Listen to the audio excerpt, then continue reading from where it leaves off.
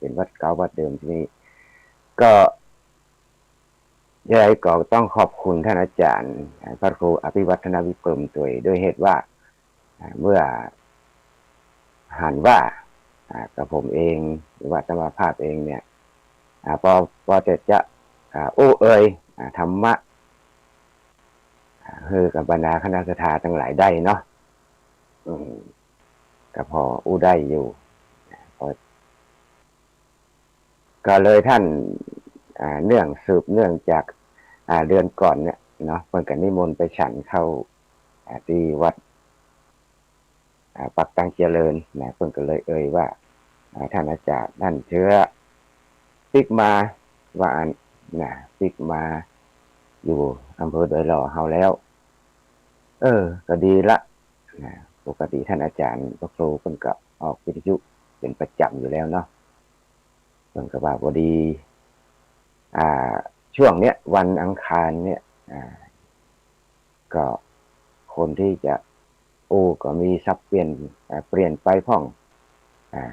แน่นอนพ่องมาแน่นอนพ่องเนาะเพิ่นก็ถ้ามันมีไฟออกเพิ่นก็ออกเองนะก็เลยจวนอาตมาภาพ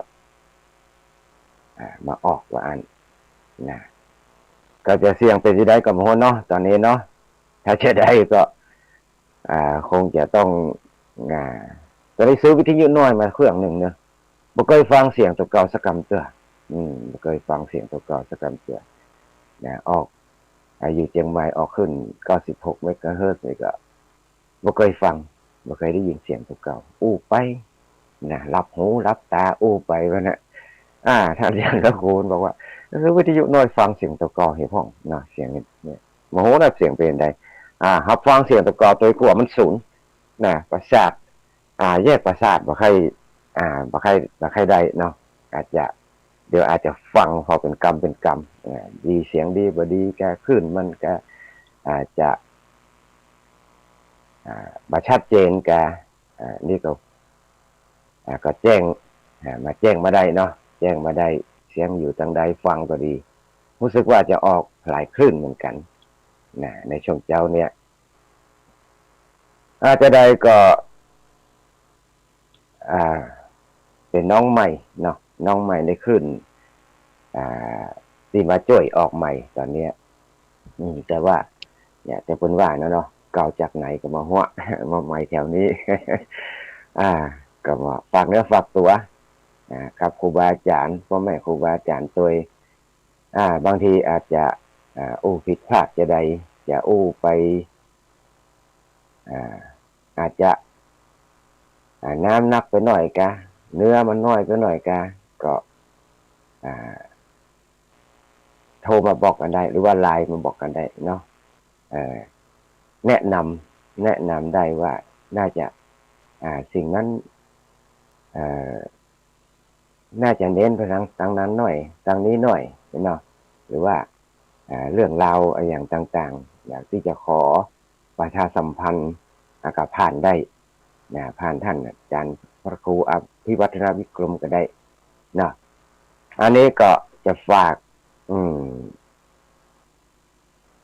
โทรศัพท์ไว้ก่อนนะถ้ามีใครจะสอบถามอะไรยังจะถามอะไรจะได้รู้จักมักคุ้นคือเบอร์ของปกติแล้วเนี่ยจะใจจ่าตัวเก่าเนาะจ่าตัวเก่าว่าตู้ลุงเนี่ยตู้ลุงเชื้ออยู่สมัยขึ้น96เขาก็ห้องตู้ลุงเชื้อมาตลอดก็เลยติดไปเหียเนี่ยแต่ท่านอาจารย์ที่รู้จักกันใกล้ๆกันนี่อย่างท่านอาจารย์พระครูอภิวัฒนวิกรมเป็นของอาจารย์เชื้อห้องบางคนของห้องตู้ลุงเชื้อห้องท่านเชื้อห้องเนี่ยแต่ออกวิทยุนี่ง่ายๆเนาะไว้ง่ายๆก็ตู้ลุงเชื้อก็แล้วกันนะตู้ลุงเชื้อจะได้กู้กับตู้ลุงยองนะเนาะตู้ลุงยองเพิ่นก็จัดคืนนี้เหมือนกันเนาะเบอร์โทรศัพท์ก่อนเพื่อจะได้ตักทายกันไปแนะนำกันได้064 986 3355เนอะอนาสถาโทรมาได้แต่ว่าช่วงนี้ยังบ่โทรเนอะขออภัยตัว พอช่วงเช้านี่ก็วันนี้ตื่นเต้นเหมือนกันในคณะสถานเนี่ยนะตื่นตั้งแต่ตี 2ละตี 2ก็ไปอาบน้ำอาบท่าล้างหน้าแปรงฟันเพื่อจะวันแรกเราตื่นเต้นหน่อยนะตื่นเต้นนะบอกว่าเขาจะออกอย่างใดเพราะว่าบอกเคยออกอย่างเอียดเนาะออกต่างไลน์ต่างรายการวิทยุต่างไลน์แบบเนี้ยเราก็ออกเป็นครั้งแรกวันเด้อนะปกติก็นั่งอยู่หน้าคอมมีไมค์มีไมค์หน้าคอมมีไมค์ออกไมค์หรอกแล้วก็มันออกลำโพงมันได้ยินเสียงตัวเก่าเหมือนกันแต่นี้ไม่ได้ยินเสียงตัวเก่าวันเด้อนะเอาละบรรดาคณะสัตยาทั้งหลายผู้มีศีลมีธรรมทุกท่านเนี่ยไปศีลไปธรรมฟังธรรมะกันวันนี้ก็มาวันแรกเนาะจะเอาธรรมะมาฝากในเรื่องของ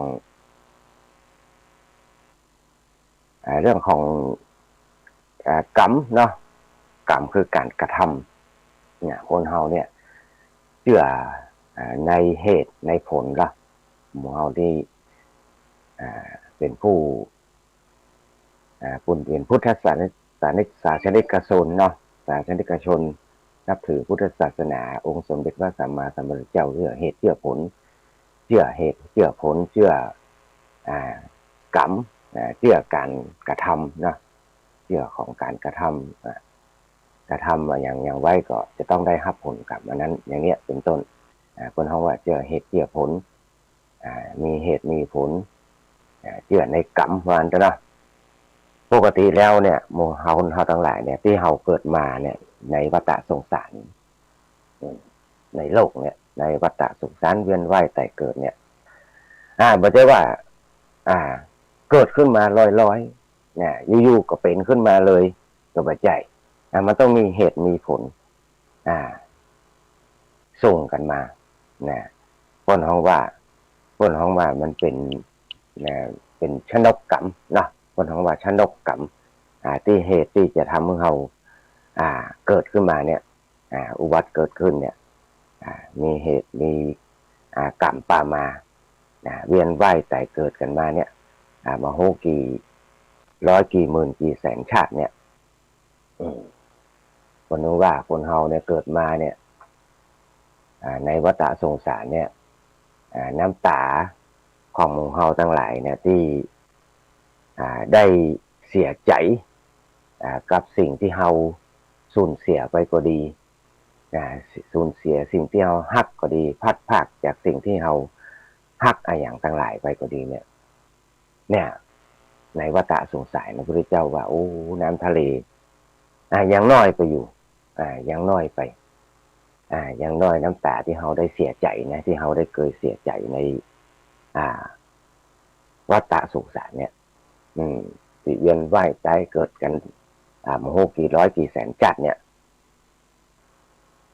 น้ำตาในมหาสมุทรทั้งสี่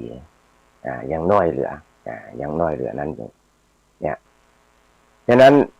เฮาทั้งหลายเนี่ยเมื่อเฮาได้ทราบอย่างแล้วด้วยว่าการที่สัตว์ทั้งหลายหรือว่าคุณเฮาทั้งหลายเนี่ยเกิดในวัฏภูมิหรือว่าวัฏสงสารเนี่ยจะบอกว่า ขอโทษเนาะจะว่าแบบว่าเกิดเป็นสัตว์เดรัจฉานก็ดีจะเป็นมนุษย์หรือจะเป็นเทวดาก็ดีเนี่ยหรือจะเป็นอะไรยังก็ตามเนี่ยเราเข้าใจว่าจะอยู่ๆแล้วจะมันเกิดขึ้นมาเลยขึ้นมาเองนะเกิดเอาตามใจตามใจชอบอย่างนั้นไม่ใช่นะหรือว่าบ่มีเหตุผลอะไรอย่างทั้งสิ้นก็ไม่ใช่นะอันที่จริงแล้วสัตว์ทั้งหลายมนุษย์เขาเนี่ยอาจจะเกิดเป็นอย่างนั้นเนี่ยย่อมเกิดขึ้นโดยอำนาจของกรรมที่จะจักนำให้มาเกิดเพื่อนห้องว่าชนกกรรมเพื่อนว่าเนาะชนกกรรมเนี่ยเป็นพนักงาน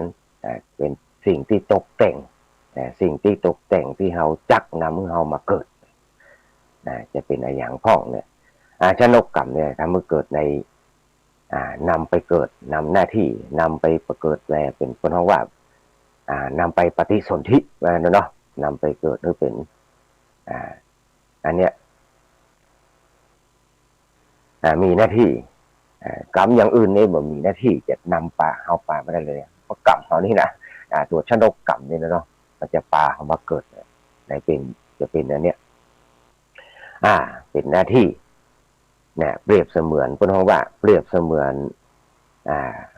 แม่เพิ่นว่าเนี่ยเปรียบเสมือนมารดาที่จะกำลังเกิดลูกเนี่ยก็คือแม่เนี่ยต้องมีหน้าที่เกิดเป็นคนเดียวเนี่ยคนอื่นมาเกิดเป็นคนเกิดมาได้เนี่ยแม่เป็นคนเกิดคนเดียวเนี่ยแต่ว่าเขาเกิดมาแล้วคนใดจะเป็นเลี้ยงก็เป็นเรื่องเนาะคนใดจะเลี้ยงอย่างใดจะคือมันใหญ่มาอย่างใดเลี้ยงโดยวิธีการใดอันนั้นก็เป็นกรรมไปอย่างหนึ่งคนเราว่าเป็นกรรมอย่างที่เป็นต่างๆไปแต่ว่าตัวที่นำมาเกิดในบนห้องชนกกรรมเหมือนแม่เนี่ยนำมาเกิดเนี่ย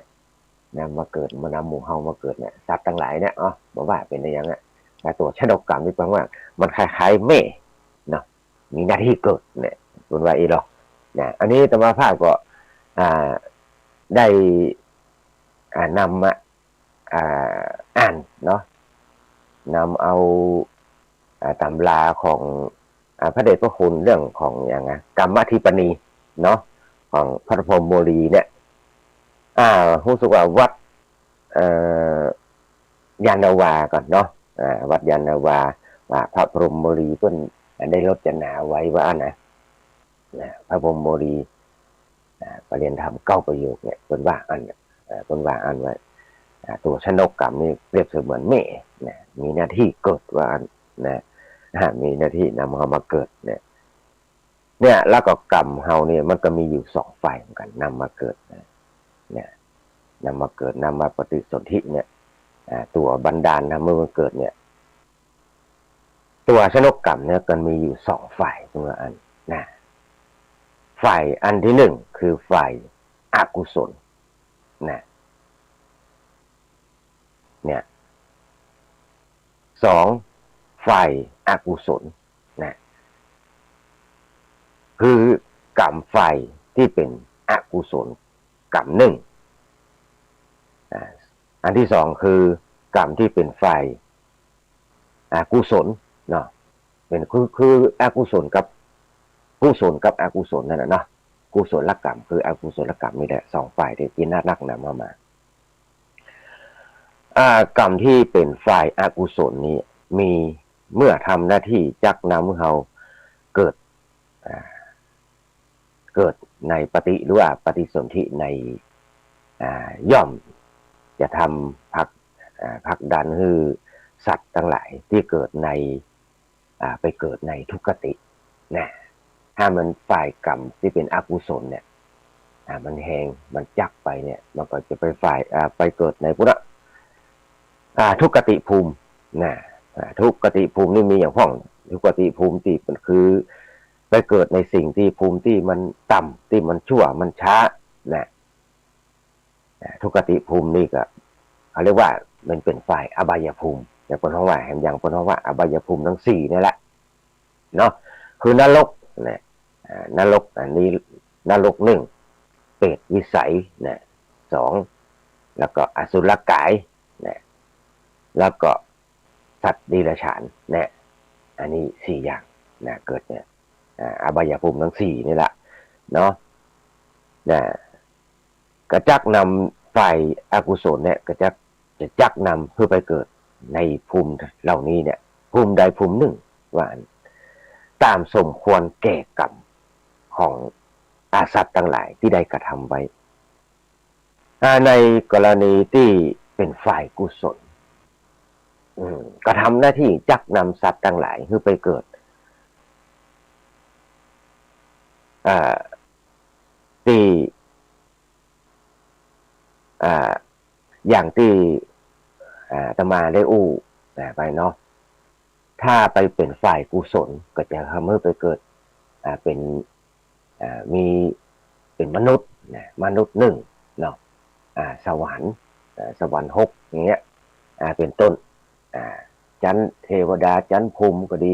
จันพรหมจันอย่างขึ้นสูงขึ้นไปอันนี้เป็นฝ่ายกุศลนะอันนี้เป็นฝ่ายกุศลอันนี้อาตมาจะเอานิทานฝ่ายกุศลก่อนนะฝ่ายกุศลก่อนถ้าเอาวันแรกเอาฝ่ายอกุศลมารู้สึกจะคู่กันด้วยเนาะจะถึงว่าคนที่เคยทำกุศลนะทำฝ่ายกรรมฝ่ายที่เป็นกุศลที่เป็นความดีนักๆเนี่ยทำให้ไปเกิดเป็นมนุษย์ก็ดีจะทำให้เกิดไปเป็นเทวดาก็ดีจันเทวดาทั้ง6จันก็ดีจันพรหมก็ดีเนี่ยถึงเรื่องของฝ่ายกุศลก่อนเนาะฝ่ายกุศลก่อนมันมีในสมัยหนึ่งก็เดี๋ยวกันเนาะไปมาขอแห้งกันเลยขอโทษกันเด้อเดี๋ยวจิบน้ำสักกั๊มก่อนในสมัยหนึ่งองค์สมเด็จพระสัมมาสัมพุทธเจ้าของเราเนี่ยที่เป็นบรมครูของหมู่เราทั้งหลายเนี่ยประทับอยู่ที่ป่าเวรุวนารามเวรุวนารามป่าไผ่ที่เมืองราชคฤห์ประทับอยู่ที่นั่นพระพุทธเจ้าประทับอยู่การณครั้งนั้นเนี่ยยังมีอุบาสกเจ้าเมืองราชคฤห์ผู้หนึ่งเนี่ยเป็นผู้มีศรัทธาเลื่อมใสในพระรัตนตรัยเลื่อมใสในพระพุทธเจ้าองค์สมเด็จพระสัมมาสัมพุทธเจ้าขนาดเป็นผู้เลื่อมใสในพระพุทธเจ้าในพุทธธรรมพระสงฆ์ในพระรัตนตรัยแล้วก็มีความฮักใคร่ในพุทธศาสนา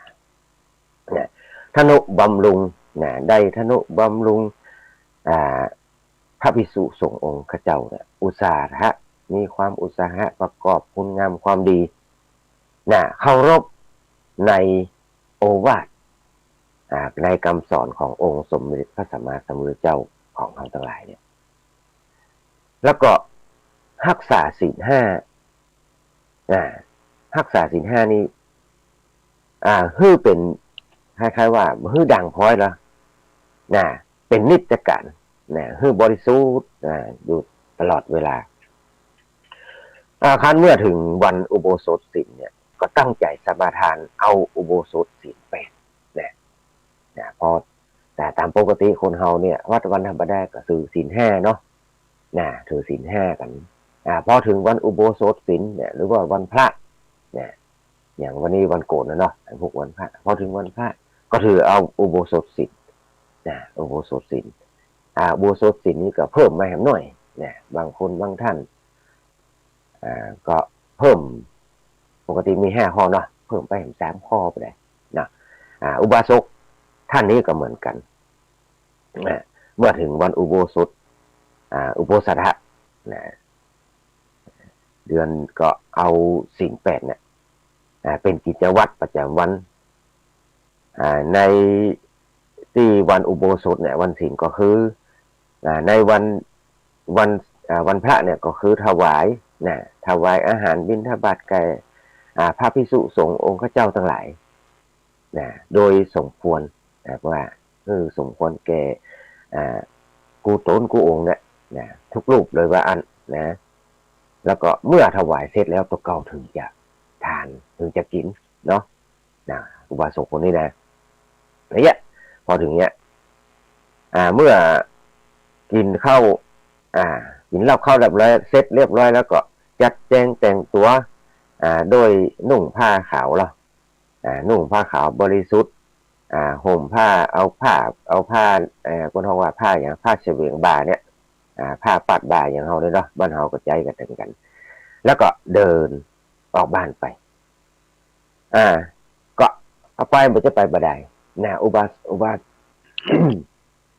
าสกคนนี้ก็เอาน้ำอัฐบาลไปถวายตัวว่าเจ้า เมื่อถวาย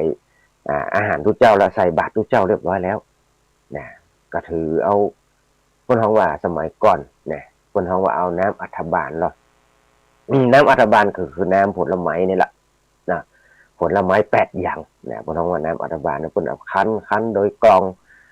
โดยกรองผ้าโดยเอากรองผ้าให้มันละเอียดเนาะบ่ให้มีเยื่อเนี่ยเป็นห้องน้ำอัฐบาลนะเอาไปถวายทุกเจ้าเอาไปถวายทุกเจ้าแต่ประเด็นนี้ก็มันง่ายเหมือนไง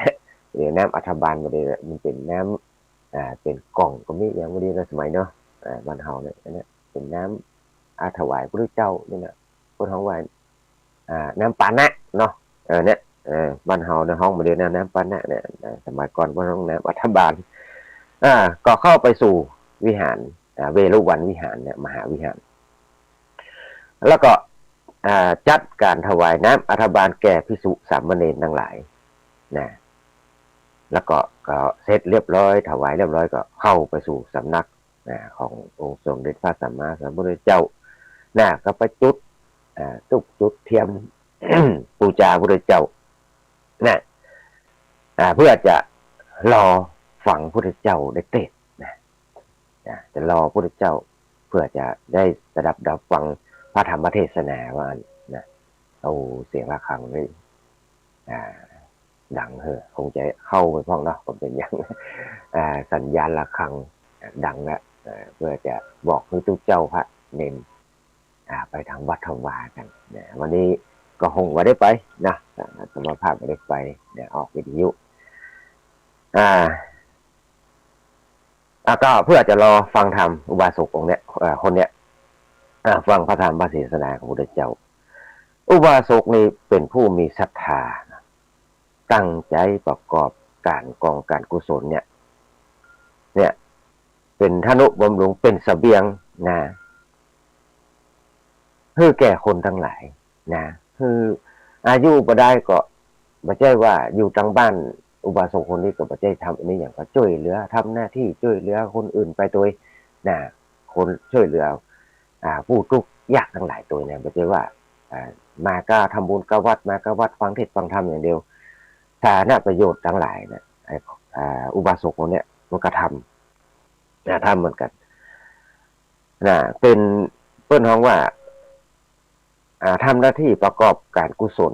อย่างเนี้ยตลอดเรื่อยมาจนชื่อเสียงของอุบาสกเนี่ยเป็นที่รู้จักโดยทั่วไปว่าเป็นอุบาสกที่มีศีลมีธรรมอันดีเยี่ยมคนหนึ่งในสมัยนั้นนะอุบาสกคนเนี้ยเขาเพราะว่าอุบาสกคนเนี้ยมีความอุตสาหะสะสมบุญกุศลอันเกิดจากการละไมก็ดีศีลละไมก็ดีหรือว่าด้วยความสุจริตใจอย่างเนี้ยเมื่อทำอย่างนี้แล้วเนี่ยเมื่ออุบาสกคนนี้เนี่ยได้ถึงข่าวตายไปกุศลทั้งหลายที่อุบาสกทั้งหลายนี่ได้เคยทำไว้เนี่ยได้เคยสะสมไว้เนาะคนของว่าได้เคยสั่งสมไว้ก็ทำให้เป็นชนกกรรมอย่างที่มาภาพตะกี้เนี่ยทำให้เป็นตัวชนกกรรมปลาไปเกิดเอาไปเกิดได้ไหนอุบัติไปเกิดเป็นเทพประบุตรยันดาวดึงเป็นสวรรค์ยันสวรรค์ดาวดึงเนี่ยเมื่อไปเกิดเป็นเทพบุตร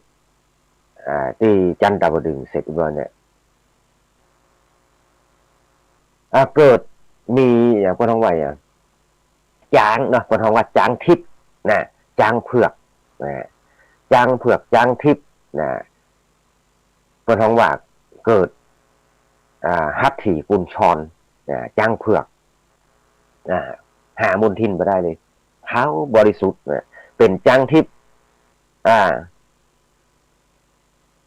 ตัวใหญ่ประกอบไปด้วยเครื่องสัพพะอลังการขนาดมีเครื่องประดับประดาอลังการวิจิตรพิสดารว่าอันเด้องดงามสุดพรรณนาได้มันสุดที่จะพรรณนาก็เลยปรากฏ ปรากฏขึ้นแก่เทพบุตรตนเนี้ย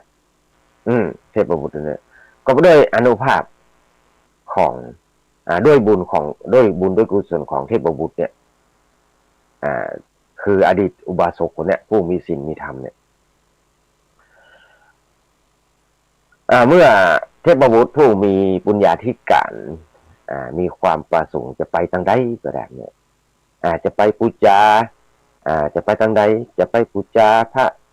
เกศแก้วจุฬามณีก็ดีเนี่ยจะไปสวรรค์จันทร์ที่อยู่ในบนห้องว่าสวรรค์จันทร์นั้นเป็นหัวในสวรรค์จันทร์ดาวดึงส์นะเนาะบนห้องว่าเทพบุตรนี่ในเกิดเป็นเทพบุตรจันทร์ดาวดึงส์เนี่ยจะไปทางไหนที่จันทร์ดาวดึงส์เนี่ยก็ขี่หลังช้างหลังช้างเนี่ยไปเนี่ยเทพบุตรเนี่ยขี่หลังช้างที่เป็นช้างทิพย์เนี่ยช้างเผือกทิพย์นี้ไปเนี่ยจากบริเวณทิพย์วิมานของตนแล้วก็ไปจะไปสู่สถานที่จะพอใจจะไปทางใดก็ไปมานะเพราะว่าจะไปสวนนันทวันอุทยานก็ไปเนี่ยจะไปหั่นไปนี่นะเมื่อถึงเวลาวันหนึ่งเพราะว่าถึงขั้นถึงเวลาเที่ยงคืนลาวันหนึ่งของราตรีหนึ่งเนี่ยเทพบุตรนี่เทพบุตรตนเนี่ยเนาะผู้เคยเป็นอุบาสกเนี่ยก็มีใจนึกถึงองค์สมเด็จพระสัมมาสัมพุทธเจ้าก็เลยประดับเครื่ององค์ทรงเครื่องแล้วเนาะที่เป็นทิพย์ก็ที่เป็นทิพย์งามเลยใส่สร้อยสังวานอย่างประดับเรียบร้อยวันเด้อก็ไปเมื่อก็เลยเสด็จไปมาเฝ้าโดยเฝ้าพระพุทธเจ้าโดยขี่หลังช้างที่เป็นช้างเผือกช้างทิพย์เนี่ยช้างอันเป็นกุญชรทิพย์เนี่ยเหาะมาจากทิพย์วิมานเสด็จจากทิพย์วิมานอันแล้วก็พร้อมโดยเทพบริวารทั้งหลายเนี่ยก็เหาะเลื่อนลอยมาจากดาวดึงส์สวรรค์ชั้นดาวดึงส์จากสวรรค์ชั้นเทวโลกมาแล้วเนาะโดยความประสงค์ว่าจะไปนมัสการเบื้องของนมัสการองค์สมเด็จพระสัมมาสัมพุทธเจ้าว่าโอ้ก็ตึงเนาะเทพบุตรเทวดาตัวนี้เนี่ยเทวบุตรตัวเนี้ยก็ตึงนึกถึงพุทธเจ้าเมื่อตอนกำลังเสด็จมาเนี่ย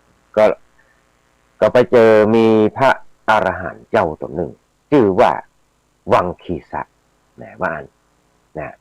ขณะนั้นพระอรหันต์ชื่อพระวังคีสะเถระเจ้ากำลังนั่งอยู่ในสำนักขององค์สมเด็จพระสัมมาสัมพุทธเจ้าอยู่พระอรหันต์ตนหนึ่งมาเจอพระอรหันต์ตนหนึ่งก็พระอรหันต์วังคีสะเถระเจ้าหันเทวดาญาณนะโอ้หันเทพบุตรตัวนี้เนี่ยหันเทพบุตรเนี่ยที่เป็นผู้มีอานุภาพนักมาเนาะหันดูบริวารขี่ช้างตัวนั้นงดงามประดับประดาเครื่องประดับมายิ่งใหญ่อลังการเนี้ยพระวังคีสะหันพระวังคีสะพระอรหันต์เถระเจ้าก็เลยเข้าไปถามไปตัวว่าจึงไปถามพระพุทธเจ้าก็เลยถามพระพุทธเจ้าเลยเข้าไปถามพระพุทธเจ้าว่าข้าแต่พระองค์ผู้เจริญว่าถามพระพุทธเจ้าข้าพระองค์มีความประสงค์ใครจะขอถามบุพกรรมแห่งเทพบุตรผู้นี้พระเจ้าข้าว่าพระวังคีสะเถระเจ้าได้ถามได้กล่าวถามนะถามพระพุทธเจ้าพระพุทธเจ้าก็บอกว่าดูก่อนวังคีสะเมื่อเธอประสงค์จะ ใส่ถามสิ่งใดก็จงใส่ถามตามอัธยาศัยเตอะก็เลยวันใครถามก็เลยอนุญาตพุทธเจ้าวันนะเนาะพระบางชีสะก็เลยถามพุทธเจ้าตรัสถามว่าใครถามยังไงฮะเนี่ยเทพบุตรเทวดาตัวนี้มันถึงมีอานุภาพขนาดนี้เนี่ยแต่พระพุทธเจ้าก็เลยไปถามแล้วถามบางก็ถามมันอุบาสกเลยล่ะก็เลยพระ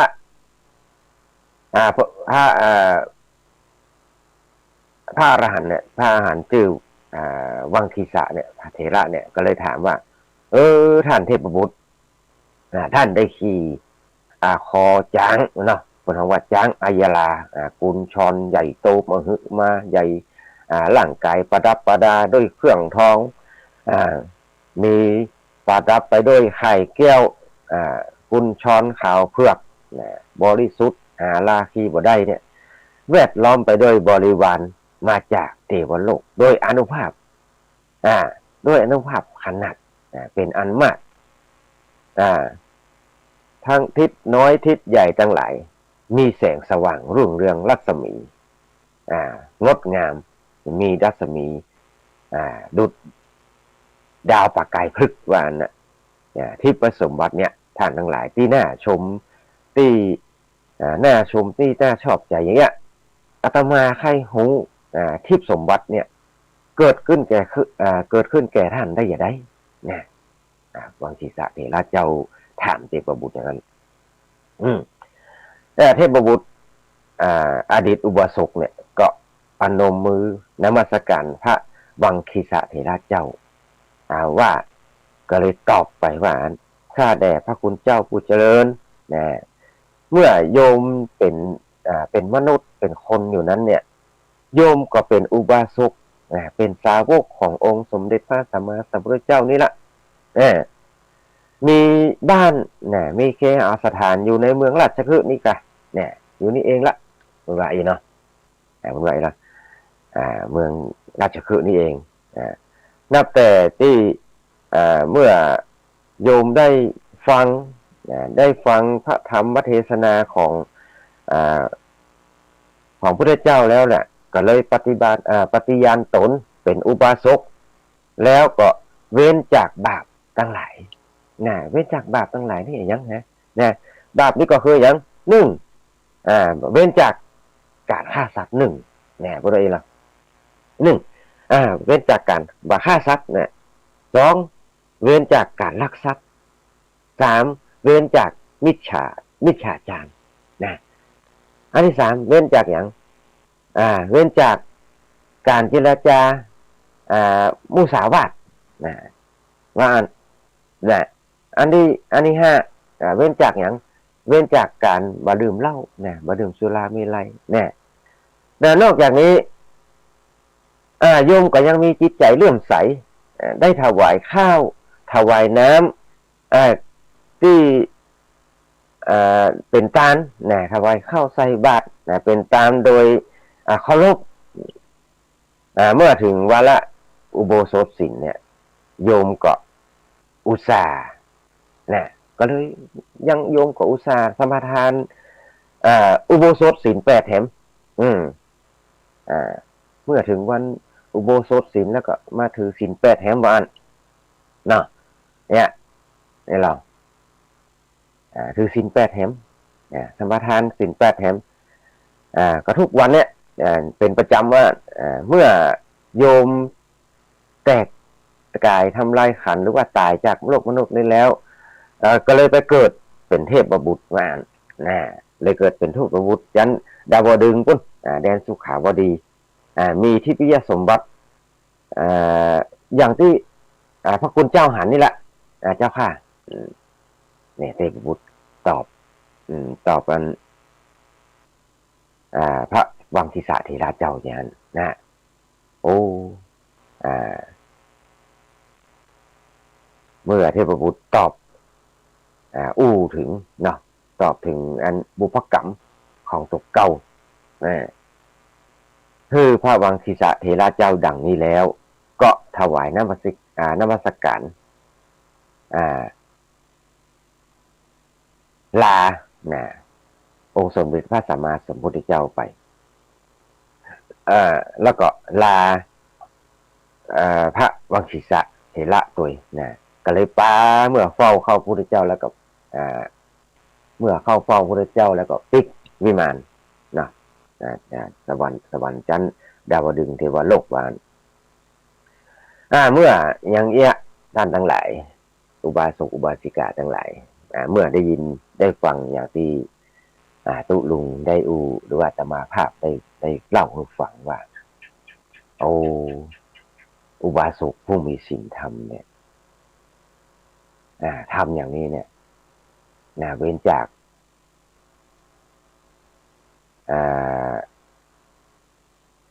เว้นจากการกระทำ5ประการบาป5ประการเนี่ยคือมีศีล5นั่นเองนะแล้วก็ทำบุญทำทานอยู่เป็นประจำเนี่ยเมื่อถึงวันพระวันศีลก็นุ่งผ้าขาวเป็นปริมณฑลเรียบร้อยแล้วก็เข้าไปสู่วัดสำนักองค์สมเด็จสัมมาสัมพุทธเจ้าแล้วก็ไปถือศีล8อุโบสถศีลเนี่ยอันเนี้ยเพิ่นก็เลยว่าตัวบุพกรรมชนกกรรมตัวเนี้ยทำให้ไปเกิดเป็นฝ่ายกุศลกรรมเนาะทำหน้าที่ทำให้ไปเกิดที่เป็นสิ่งที่ดีเนี่ยที่เป็นไปเกิดที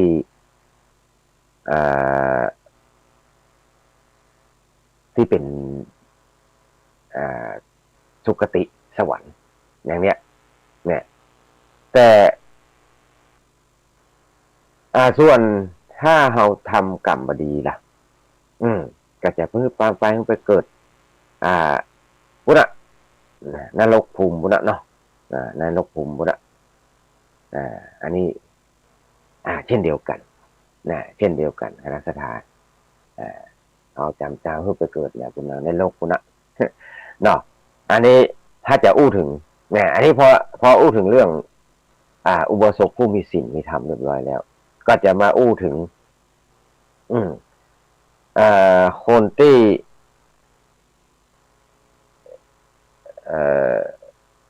ทำบดีเนาะทำเพื่อไปเกิดเป็นสัตว์นรกพ่องเนี่ยอันนี้เอาเรื่องมาเล่าให้คณะสถานทั้งหลายฟังเอามาจากเนี่ยหนังสือที่จะมาเนี่ยเอามาจากของกัมมัฏฐิปณีเนี่ยของพระพรหมโมลีเนี่ยวัดยานนาวาเนี่ยเนาะเอามาอ่านแล้วก็ดูแล้วก็เอามาเป็นอุทาหรณ์ว่าคนใดมีศีลมีธรรมจะทำให้ไปเกิดอย่างใดถ้าทำความดีนะฝ่ายกุศลเนี่ยตะกี้เป็นฝ่ายถึงฝ่ายกุศลไปละทำให้ไปเกิดมีอานุภาพอย่างไรพ่องอันนี้จะถึงฝ่ายคำที่เป็นคนที่ทำฝ่ายเป็นอกุศลพ่องจะปาให้ไปเกิดในทุกขติอันนี้จะเอาเรื่องของเปรตเปรตตัวหนึ่งมาให้ฟังเนาะอะไรเดี๋ยวกันนะกินน้ำตัวนะประตูนี่ก็กินน้ำประตูคณะสถานเพราะว่าคอแห้งเหมือนกันเนาะไปตัวเนี่ยบางทีก็ฟังไปตัวถ้าจะได้ก็จะลักเปิดฟังเสียงตัวเก่าที่พวกเรากินน้ำตัวนะเสียงไปเดินนะ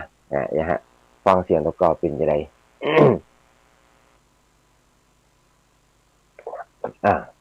เอาละอันนี้ถึงเรื่องฝ่ายคนที่ทำอกุศลพ่องอันนี้เอาเรื่องของเปรตเนอะเรื่องของเปรตเนาะสมัยที่องค์สมเด็จพระสัมมาสัมพุทธเจ้า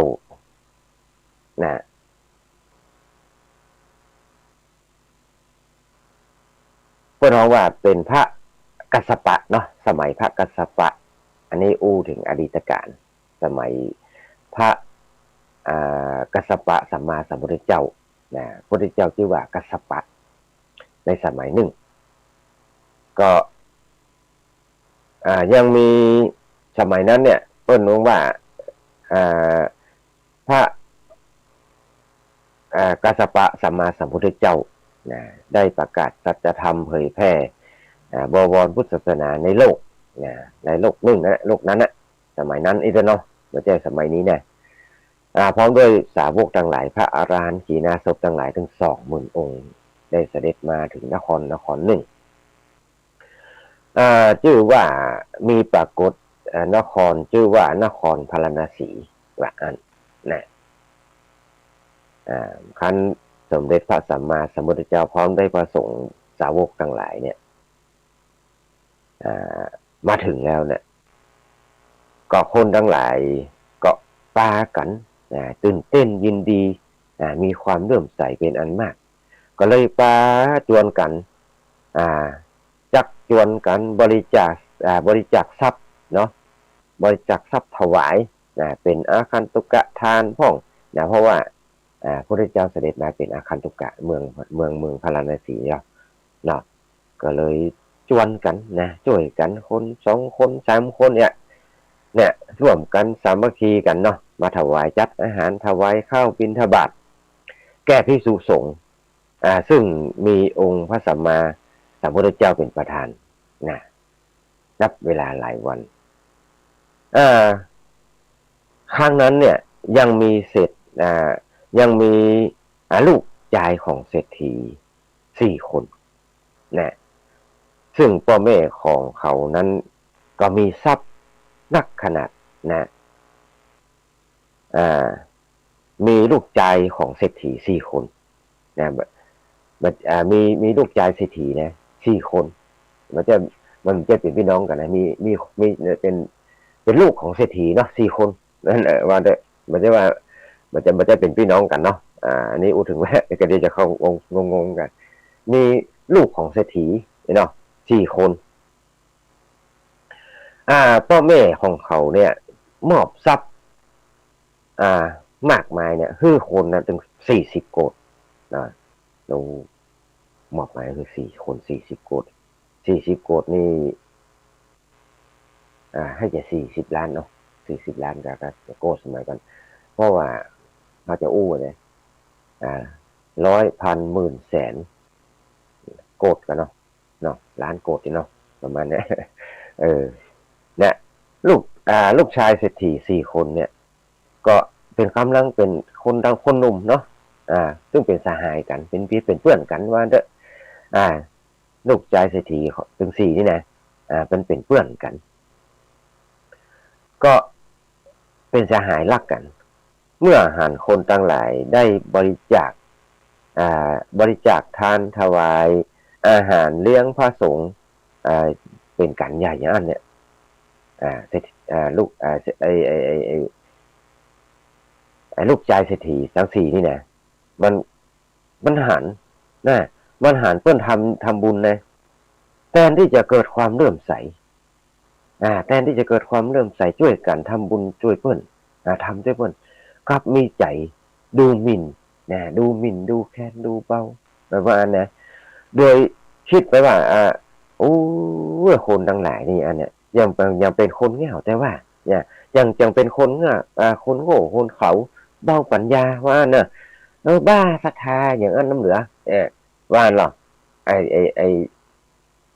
ลูกชายของเศรษฐี4 คนเนี่ยว่าแทนที่จะไปช่วยเปิ้นทำบุญช่วยเปิ้นทำบุญทุกเจ้าพระสงฆ์ทั้งหลายเนาะเมื่อเปิ้นมาเนี่ยก็เปิดเลยซ่อมไปดูหมิ่นดูแคลนไปหมดก็ไปไหว้แล้วก็ไปอย่างเนี่ยเปิ้นทำบุญเนี่ย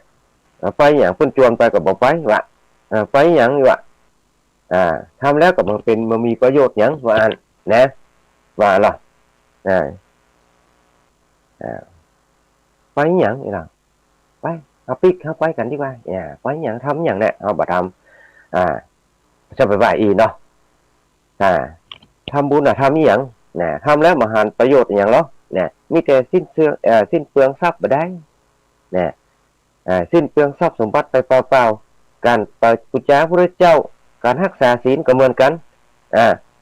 เนี่ยไปอย่างทำไปอย่างว่ามหันมีประโยชน์อย่างหรอเสียเวลาว่าอันนี้ลูกชายของเศรษฐี4 คนนี่แหละมันว่าเราเปิ่นป่าเปิ่นไปทำบุญทำทานทับนั่นคือศีลกันมันจะไปบ่ายอีกมั้งเนี่ย สมไอ้สี่คนนี้จะมีมติเป็นเอกฉันท์ด้วยนะเหมือนกัน มีความคิดเหมือนกันเลยนะสี่คนนี่นะเออเออถ้าไปช่วยอันปากันนี่ฮะเนี่ยและแล้ววันหนึ่งเนี่ยก็เขาก็เลยมาอู้กันเนาะอืมวันหนึ่งมันก็เลยมาอู้กันแล้วเราจะไปไหนดีฮะนี่เนาะวันหนึ่งนะวันหนึ่งมาอู้กันละพ่อแม่เฮาก็ได้สร้างทรัพย์สมบัติไว้เฮาจัดนักว่านะสร้างสมบัติไว้เฮานักขนาดเนี่ย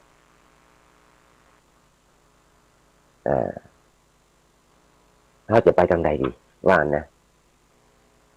แล้วเขาจะไปทางใดนะนำพรทรัพย์สมบัติเฮาทั้งหลายเนี่ยกินก็ได้กับมดแล้วเนี่ยกี่สิบเกิดมากินกี่จัดกับมดว่าเนี่ยกินนึงจัดที่กับมดว่าแล้วเขาจะเนี้ยกับทรัพย์สมบัติเขาจะได้ดีฮะเรื่องอะไรไอ้ไอ้สหายสี่คนเนี่ยมันอู้กันดีหรอกมันอู้กันนี้ก็เลยว่าไอ้คนหนึ่งมันก็บอกเลยว่าเอาอี้แล้วกันเนี่ยไอ้ลูกเศรษฐีคนหนึ่งเนี่ยเสนอความคิดเห็นว่าเฮาปากันซื้อเหล้ามากินดีกว่าว่าเฮาปากันไปซื้อเหล้ามากินดีที่สุดบ้านเราเอาเหล้ามากินกันดีกว่าซื้อเหล้ามากินกันเอามากินกันดีกว่าล่ะโดยมีเพราะว่าถ้าเรากินเหล้าแล้วสุดยอดเสียงอันกินเหล้าแล้วเรามีกับแก้มเหี่ยตัวบ้านเรานะไอไอไอไอไอคนที่หนึ่งมันว่าอันไหนมันจวนเปื่อนมาไหนมันตากันมาดีไอคนนี้อันนี้ไผ่เนี่ยแม่ทองคำที่ทองคำกำลังฟังเหมือนกันเห็นแม่ทองคำที่ทองคำไลน์มาเลยแม่ทองคำที่ทองคำนี่มันมีลายแต่มาภาพต้นโดยฟังตั้งแต่ขึ้น96นะแม่ทองคำไอคนนี้หนึ่งจวนว่าซื้อเหล้ามากินกันดีกว่าว่ะดีที่สุดนี่หรอแล้วก็มีกับแก้มจะเหนือว่านะเอามาดื่มกันว่านะกินเหล้าดีกว่าอย่างนี้จำให้ชีวิตชีวาเขามีรสชาติว่านะไอเพื่อนคนหนึ่งอาหารตัวก่อนนั่นแหละมูเพื่อนอาหารตัวก่อนซื้อเหล้ามากินอย่างไรไอ้นี่ไอ้จมูกก็บอกดิเหมือนกันนะเพื่อนเฮ้ยเขาเสนอเขาเสนอเพิ่มเติมหน่อยได้ก่อนว่าเนี่ยไอ้คนที่สองมันว่าหรอดีเหมือนกันเพื่อนเฮ้ยเสนอเพิ่มเติมนั่นหรอคือว่านอกจากเขาจะลืมเหล้าแล้วเอาซื้อเหล้าที่ดีที่สุดมากินแล้วเนี่ยที่สุดในเมืองนี่เราบอกเขาควรจะหากับแก้มเราเข้าปลาอาหารที่จันเลิศนะมากินนะแก้มเหล้าถ้าอยากดีเนาะนี่ว่าเราไอ้คนนี้ก็เสนอไปไอ้คนที่สามมันก็เพื่อนนึกได้มั้งมันอ้วเราเพื่อนเขาลืมนึกถึงอันสิ่งสำคัญว่าอย่างนึงไงเนาะนี่ยังอันนั้นลูกเศรษฐีใครคนที่ไทยมันกล่าวว่าเมื่อเฮามีเหล้าแล้วบ่มีกับแก้มมีสุรามีกับแก้มเรียบร้อยแล้วบ่มันต้องเอาไอ้ว่าเพิ่นว่าเอานาลีเพิ่นว่าเอาสาวเนาะว่าหรอ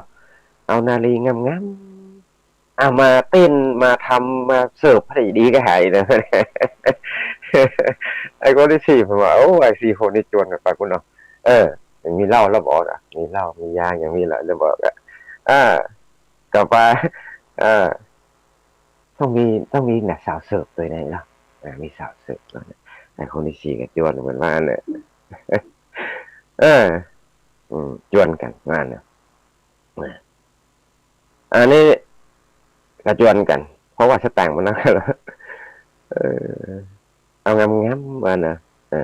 ฉะนั้นเขาก็จะใจซับเนี่ยอันมากมายมหาศาลเนี่ยเป็นเครื่องล่อแต่พอตังเขานักหรอกเอาพวกงามอยู่ได้ก็ได้ว่านะเอามาปลาเล้าปลาโลมมาเสิร์ฟมานะก็เลยเนี่ยเขาว่าไปตามวิสัยอันวิสัยสันดานนะสันดานเสียของเขานะประจวนกันคนบดีเนี่ยมันเยอะนะ เนี่ยตั้งแต่นั้นมาเนี่ยลูกชายเศรษฐีผู้ไร้สิทธิ์ทำทั้งสี่คนเนี่ยก็ตั้งกันนะประกอบกุศลกรรมแน่กรรมชั่วกินเหล้าเมายาเป็นจินทิศสินข้อ4 ข้อถึง5 ข้อแล้วว่าเด้อ ถึง5 ข้อมีสิน5ได้สักข้อว่าว่ามีสิน5ได้สักข้อเนี่ยเอาเนี่ยนั่นเป็นเนี่ยกล้าเพื่อยังกล้าประพฤติกรรมทั้งหลายนะเมื่อหันสตรีทั้งหลายสาวทั้งหลายก็ดีลูกเปิ้นเมียเขาเมื่อถูกเก่าพอใจนะก็เลยต้องหาอุบายมาดำบำเลอบำรุงตัวเก่าเนี่ยโดยใจทรัพย์เป็นเครื่องล่อนี่แหละเนี่ยซึ่งเป็นการประพฤติผิดศีลนะข้อกาเมสุวิชฌาจารเนาะกินเหล้ากินยาอย่างนั้นป้ากันอย่างป้าเนี่ยไปเลยเนี่ยไปติศีลพวกนี้เป็นที่ชั่วช้าละมกล่ะอย่างทำอย่างเนี้ยเป็นนิดเป็นประจำเนี่ยกรรมชั่วช้าทั้งหลายที่เขาพากันได้ทำนั้นเนี่ยก็พันทำให้กลายเป็นชนกกรรมแน่ที่อาตมาภาพได้อู้ตะกี้เนี่ยและกลายเป็นชนกกรรมแล้วกันเนี่ยเอาแล้วเนี่ยตัวที่จะปาไปกรรมเกิดแล้วเนอะไอ้พวกกรรมทำเนี่ยทำกรรมเป็นกรรมชั่วล่ะเนี่ยเป็นกรรมชั่วชนกขับปลาขึ้นไปเกิดนำไปเกิดไอ้คอทั้ง4เนี่ยตรงไป4สู้ได้เลยประตูไปปะประตูนรกวะนะคือเขาทาง4เพื่อตายไปดิ่งเข้าไปปฏิสนธิตีอเวจีมหานรกนิระยะภูมิบุญเลยเนี่ยนั่นนะปอดโธกลับกลายเป็นสัตว์ใหญ่เมื่อตายไปแล้วกลายเป็นสัตว์นรกใหญ่4 ตนนะทนทุกขเวทนาแสนสาหัสสุดที่จะหาประมาณได้นะถูกไฟไหม้ในอเวจีมหานรกเนี่ย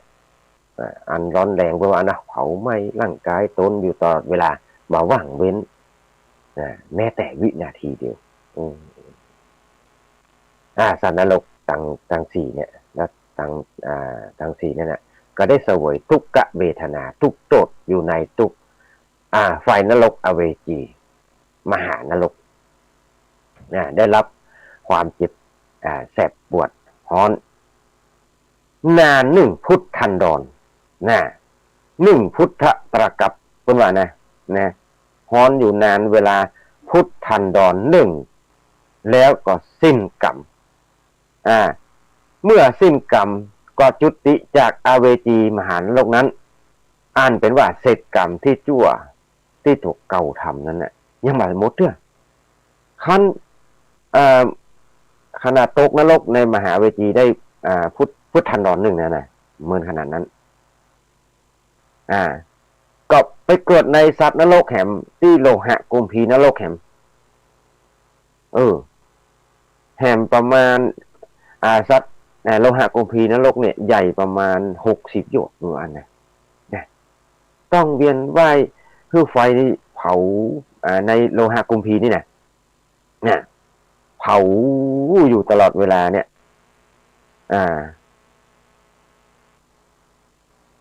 ในสมัย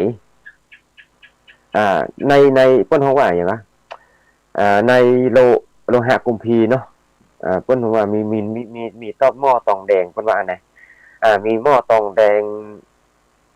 ที่ไหม้อยู่เนี่ยมันน้ำมันเดือดอยู่ขนาดเปิ้นมีไฟเผามีหม้อไฟไหม้เดือดอยู่วับขนาดนั้นเปิ้นว่าเราเขาก็คิดจินตนาการเอาแล้วกันเนาะอย่าเดิมเนาะเขาอย่าจินตนาการเอาโลหะกุมพีหรอกนั่นแหละไปตกนรกกันเห็นโลหะกุมพีเขาตั้งหลายพยายามขนาดจะไหวอย่างได้ก็ถึงผลเลยในที่นะไหวอยู่ในขณะจะหวังว่าจะไ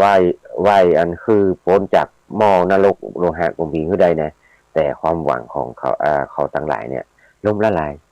ไปหลายครั้งบางครั้งก็ไหวพอจะจนเลยพวกเนาะสับจมไปเห็นอย่างเงี้ยตกอยู่ในนรกเลยล่ะผุดดำผุดไหวโผล่แล้วก็จมไปเห็นโผล่แล้วก็ขึ้นไม่เห็นอยู่อย่างเนี้ย เป็นอยู่เป็นนิดเนี่ยลูกเอาการคันว่า ลูกชายเศรษฐีเจ้าทำแลนทั้งสี่นี่แหละเขาก็พูดในนี้เหมือนกันนะขณะเนี่ยโอ้ขณะนี้เขามีสภาพเหมือนกับเมล็ดข้าวสารที่กำลังถูกเคี่ยวเข็นอยู่ในหม้ออันเดือดพล่านนั่นนะเหมือนนั่นนะเคี่ยวอยู่นั่นนะเปรียบเสมือนนะจากอย่างใดก็มาปนนะก็เลย เนี่ยพยายามตกว่ายคือมันปนจากโลหะปุ่มพีเนี่ยตกนรกแน่ได้60,000 ปีนะจะได้แหม60,000 ปีนะนานเมื่อเขาพอพ้นจากนรกเนาะนานได้60,000 ปีแล้วคัน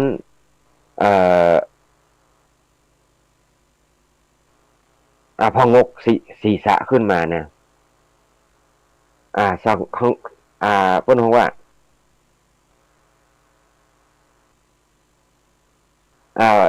โพสขึ้นมาโพสจากโลหะกุมพีเนี่ยก็พร้อมแน่กันพอดีแหละแน่พร้อมแน่กันพอดีเลยละมาเจอกัน มาเจอกันนะมาเจอกันโอ้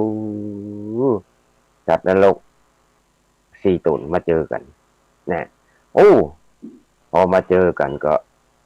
โดยความอึดอั้นตันใจที่ตุกเก่าได้สวยทุกขโทษเวทนาสาหัสเวลานานนักหนาเนี่ยโอ้ตั้งแต่เวจีมหานรกเนาะค้าตั้งแต่จีก็นรกจนถึงบัดนี้เนี่ยมาตกนรกอยู่ในโลหะกุมพีเนี่ยก็ยังบ่เคยได้รับความสุขสบายเลยแม้แต่วินาทีเดียวมันอู้กันนะเราอู้กันนะ มาเจอกันนึกถึงกันนะนึกถึงพอมาเจอกันเนี่ยเพื่อนนั่งแหละเพื่อนทั้งสี่นั่งจำกันได้วะนะเข้าหน้าพอเจอพร้อมกันพอดีวะโอ้เลยดีใจมากก็เลยระบายความในใจเนี่ยเลยสบายในระบายความในใจเพื่อกันนะเพื่อกันฟังว่าสัตว์นรกทางไหนชนนรกแต่ที่ตั้งสี่นะ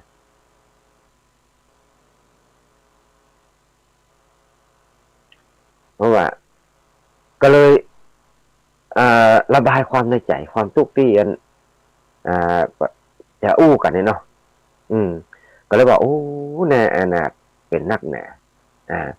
เพราะว่าเฮาเนี่ยบ่ได้ทำบุญทำทานนะเมื่อมือต่อมีเฮาจะมีชีวิตเนี่ยนี่ว่าตะกี้เนี่ยเปิ้นไปทำบุญทำทานกันมาทำนะเนาะเพราะว่าเฮาบ่ได้ทำบุญทำทานจึงจะต้องมาพบผ่านชีวิตอันโหดร้ายแสนทุกข์ทรมานถึงป่านนี้เนี่ยเมื่อทรัพย์สมบัติมีอยู่ในทั้งเมื่อเป็นคนเนี่ยตั้งแต่อดีตการนั้นไม่มีประโยชน์อย่างเลยที่ใจในนั้นเราไม่ได้เลยว่านะหมู่เฮานี่ก็หาที่จะคิดจะทำที่จะเพิ่งมันได้ก่อนเนี่ยโอ้จะเอาสตางค์มาซื้ออะไรก็ความสุขสบายอย่างที่เขาแต่ก่อนเขาซื้อเอาทรัพย์สินของตกเก่านะซื้อความสบายอยากได้อย่างก็เอาทรัพย์สินนั่นแหละ4 คนได้40 คนละซื้อเอาแต่ทรัพย์สินเนี่ยจะเอาเมื่อเขามีชีวิตเนี่ยใจได้เนี่ยโอ้ทรัพย์สมบัติเนี่ยมาใจในนรกนี่มันได้เลยเนว่าเนี่ยมันอ้วนเนาะจะมีประโยชน์ทางตกเก่านี่มันได้เลยเป็นที่น่าเศร้าเสียใจนะไปกับสันนรกของตกเก่าขนาดมาอาจที่จะหาคำว่าอย่างที่มาอู้คือมันได้เนาะมันก็เลยปากกล่าวออกมาคำเดียวเนี่ยมันเพราะว่าตุ๊คำว่าอย่างเดียวเนี่ยมันโผล่ขึ้นมาเนี่ยเจอกันหรอตุ๊อีวะเนี่ยกล่าวให้ว่าโอ้เนี่ยที่เอาก็ไปนึกถึงพระครูสุเพิ่นเคยเล่าถึงเล่านะพอมันเขาว่าตุ๊คำเดียวเนี่ยมันทึกถึงว่าแล้วมันกระโจมไปแหมเนี่ยคำว่าตุ๊อย่างเนี้ยเราโจมด้วยก่อนให้หมดเนี่ยโจมไปแหมได้แหม60,000 ปี60,000 ปีเนี่ยมาคำเนี่ยพอโผล่กันเนาะนึกถึงกันว่าที่มันนึกถึงว่า นึกพอเจอกันเนาะสัตว์นรกทั้งสี่เนี่ยพอมาเจอกันมันอู้กันได้กันก็เดียวเขาว่าตุอีแบบไหนเนี่ยตุอีหรอถ้าตุนี่เป็นถ้าจะอู้ถึงว่าอันถ้าภาษาบาลีเปิ้นคำเต็มเปิ้นว่าตุชีวิมหิทธิมิหิมหาว่านะก็เลยนึกถึงว่าอู้น่าอานาถนักหนาเนี่ยคำว่าตุอย่างเดียวนี่ทุตชีวิตเนาะทุตชีวิตมามาชีวิมหาเนี่ยนะคำนำเตียวเนี่ยมันแล้วก็จมลงไปนรกเห็นไปเห็ม60,000 ปีนะไปเห็ม60,000 ปีพอมันโผล่ขึ้นมาแห่มกรรมแห่ม60,000 ปีนะมาเจอกันแห่มกรรมมันก็นึกถึงกันนะมาเจอกันโอ้มันก็กล่าวแล้วกรรมเดียวนะมันก็เอาคำว่าสุอย่างเดียวนะเนี่ยคำว่าสุอีวะนะตุสะนี่หรอตุสะนะคำว่าพอมันมาโผล่ของกรรมมันจะมันมาเจอกันนะมันก็มันนึกถึงกันนี่แหละมันก็ได้ป้าแหมสะมันว่านะสะนี่ก็หมายถึงว่ามัน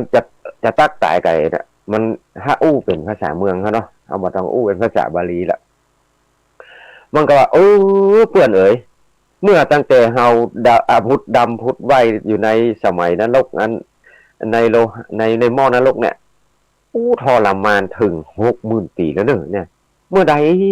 เฮาจะได้พ้นจากนรกนี่ฮะนะอันว่าแค่นี้มานึกถึงกันเนาะ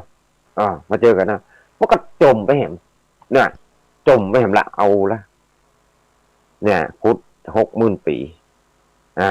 อันเนี้ยเขาก็บ่มาอาจที่จะกล่าวประโยคกรรมที่ตัวเก่าจะอยากจะอู้ได้หมดว่าเนาะมันจะพยายามจะความจริงอยากมาอัดอั้นตันใจจะมาอู้กันทั้ง4นี่แหละสัตว์นรกทั้ง4เนี่ยจะมาอู้กันนะโอ้โหได้สะตัวเดียวเฮ้ยคำว่าได้ที่ก็พันเวฟลงหม้อนรกเล็กใหญ่ตรงต่อลงหม้อใหญ่ต้องไปแบบมาตามเดิมนะ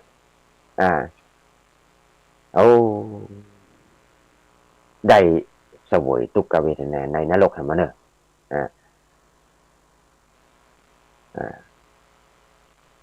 แค่เนี่ยว่าเขามาหันกันนะสัตว์นรกนะมาหันกันแค่หน่วยเดียวเนาะเนี่ยสัตว์นรกทั้งหลายเนี่ยมันอู้กันเหรอพอสัตว์นรกตัวที่2เนี่ยมันโผล่ขึ้นมาเนี่ยไอคนอันนั้น60,000 ปีเนี่ยตรงโลกไปมา60,000 ปีแล้วเนาะโผล่ขึ้นมา ไอสัตว์นรกเก่านะตุอีเนี่ยมันจะตักกันนะไอพอเห็น60,000 ปีไอสัตว์นรกตัวที่2ก็จะมานะพอเห็น60,000 ปีไปตกนรกที่เก่านะลงไปที่เก่าดำไปที่เก่านะไม่ใช่ไปตกหม้อใหม่นะหม้อเก่านะเห็น60,000 ปีไอตัวที่3โผล่ขึ้นมาเห็นเลยว่านะไอคนที่3ตักทำละสะนะว่าอันเนาะนะกำลังจะอู้กับดำไม่เห็นละจมไม่เห็นละนะนี่เป็นว่านัตถิอันโตกุโตอันโตเนี่ยเนาะมันมีวันพ้นคำว่าในคำนี้นะคำว่ามันมีวันพ้นเฮ้ยจมูกเฮ้ยเนี่ยวันพ้นโทษอันที่หลายกาดนี้มีที่ไหนฮะเนี่ยสัตว์นรกนี่มันห้องเป็ดนรกนี่มันห้องหากันนะวันใดพ้นโทษอันไรอะไรนี้จะเหมือนมีวี่แววที่จะปรากฏเลยในสหายว่าเนาะ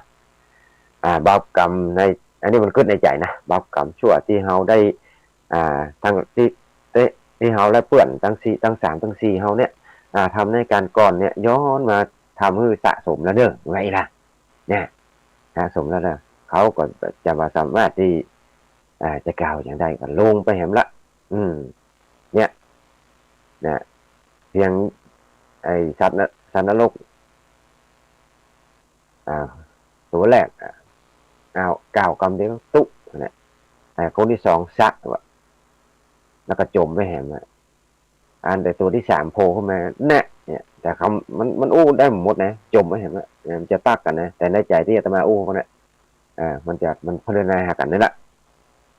โอ้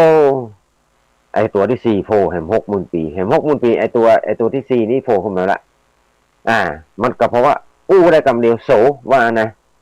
โสโสโสนี่หมายว่าอย่าง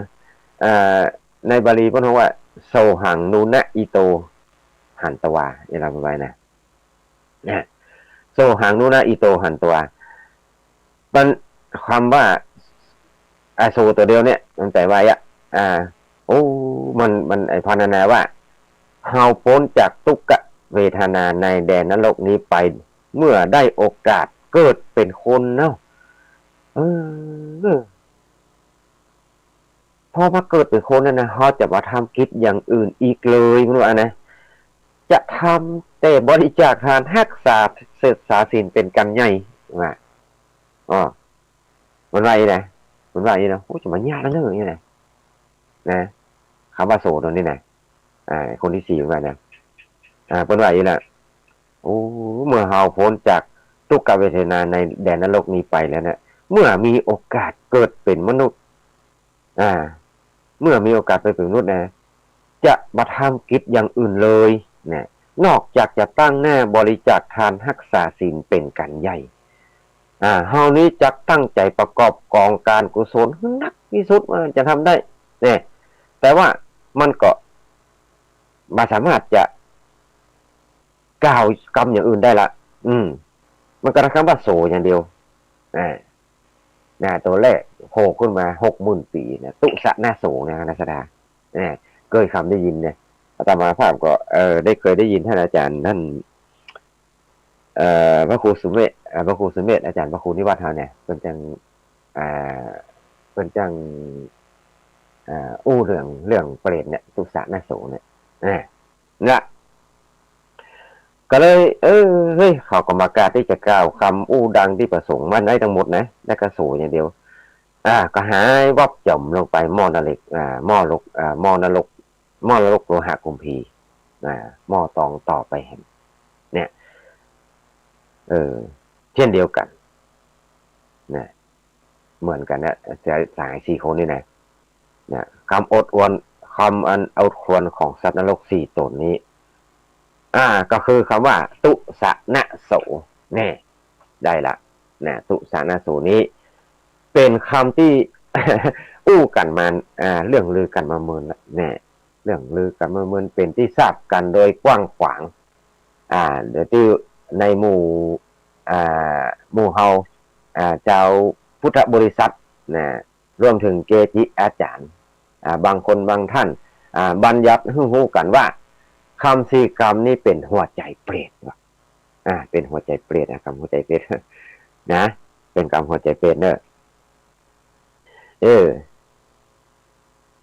เป็นหัวใจเปรตว่ะครูบาอาจารย์ว่าอันนั้นเนาะบางบัญญัติว่าเป็นหัวใจเหตุไฉนถึงว่าเป็นว่าอันเนาะว่าเป็นหัวใจเปรตนี่เนาะมันก็พลาดจะสุดจะเดาได้เหมือนกันเนาะเพราะว่าความจริงแล้วคงจะเป็นบัญญัติของหัวใจนรกว่ามันจะเหมาะอย่างกับกรรมนี้เนาะที่เปรตนรกที่มันตกนรกนะมันไอคนแรกมันโผล่ขึ้นมาคำว่าตุสะนะโสไอคนแรกมันโผล่มาตุไอคนที่60,000 ปีจบไม่เห็นไอคนที่2จะอู้กันเนี่ยมันจะอู้กัน4 คนเนี่ยได้สี่กับว่านอันเนี้ยก็เลยบางคนนะว่าอันเนี้ยวะก็เลยมาเป็นเตือนเนาะอันเนี้ยที่เขาอันตู้เอามาอู้ให้ฟังนี่นะลูกอันเศรษฐีถึง4เนี่ยเดิมทีนี่เป็นผู้มีทรัพย์สมบัตินักแต่ก็มีความประมาทเนาะโง่เขาทางที่องค์สมเด็จพระสัมมาสัมพุทธเจ้าสมัยนั้นเนี่ยตอนนั้นพระกัสสปะเนาะพุทธเจ้าเป็นกำเนิดก็มาได้มีจิตใจเรื่องใส่ศรัทธาอย่าง มาอุบัติเกิดขึ้นในโลกตัดขึ้นในโลกก็เป็นประธานถึงบ้านเมืองทรงตกเก่าเต้นที่จะมีจิตใจเรื่อมใสรีบค้นคว้าประกอบการกุศลเหมือนคนอื่นเนี่ยคนต่างหลายกลับมีใจโหดเนาะมีใจดูหมิ่นในบุญกุศลประกอบแต่อกุศลกรรมคำอกุศลกรรมลามกทั้งหลายกรรมอันลามกทั้งหลายเมื่อตายไปก็ต้องตกนรกอเวจีโลหะกุมพีอย่างเนี้ยด้วยอำนาจแห่งกรรมที่ชั่วนั้นมันกลับกลายเป็นชนกกรรมนี่อาตมาจะอู้ถึงอย่างจากแรกเนี่ยมันตีมันปลาที่จักไปเนี่ยอันนี้เป็นกรรมฝ่ายชั่วอันแรกๆที่เล่าถึงเทวดาเนาะเทวดานี่คือกรรมฝ่ายดีอันนี้เนี่ยอันนี้กรรมฝ่ายดีเนี่ยก็อู้ถึงเรื่องฝ่ายดีไปก็เลยอู้ถึง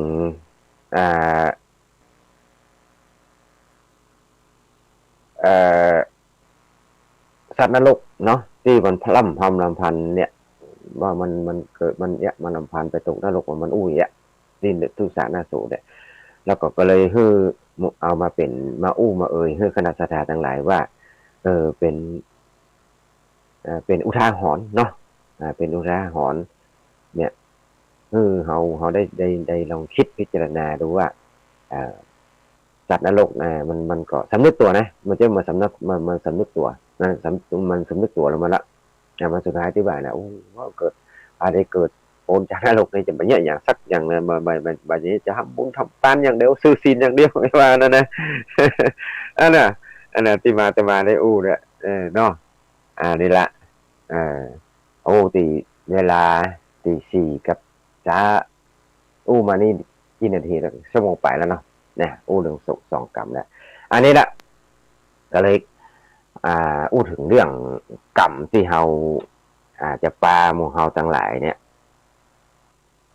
ปาหมู่เฮาทั้งหลายไปเนี่ยมันมีเป็นสองฝ่ายนะคือบุญกับบาปนั่นเองฝ่ายกุศลกรรมเพราะว่าบุญเนาะอกุศลกรรมก็คือบาปนี่แหละคือชั่วเนาะอันเนี้ยมันจะมีหน้าที่นะกรรมนี่นะมันจะปาเข้าไปเยอะเนอะเนี่ยถ้าบางคนเฮาในบัดเจือนี่นะมันบัดเจือนี่ก็แสดงว่ามันมีความเลื่อมใสในพุทธศาสนาละบัดเจือในคำสอนเนี่ยบัดเจือบาปเจือบุญบัดเจือจัดโลกหน้าโลกอันนี้มีจริงเป็นวิชาทิฏฐิบุคคลนี่นะมันก็มีเหมือนกันหรอสมัยในพุทธกาลมีเหมือนกันนะคณะแสดงนะมันจะมันมีนะมันมีนะมาเชื่อเหตุเชื่อผลมาเชื่อกรรมนี่นะมันก็มีเหมือนกันพวกอันอย่างก็พวกอย่างก็พูดถึงว่าอกริยทิฏฐิวิชาทิฏฐิของคนสอนที่ว่ามีเหตุมามีกรรมมามีเหตุมามีบุญมามีเนี่ยบาปมามีนี่ก็มีเหมือนกันคำสอนมันเนี่ยเขาเรียกว่าของพวก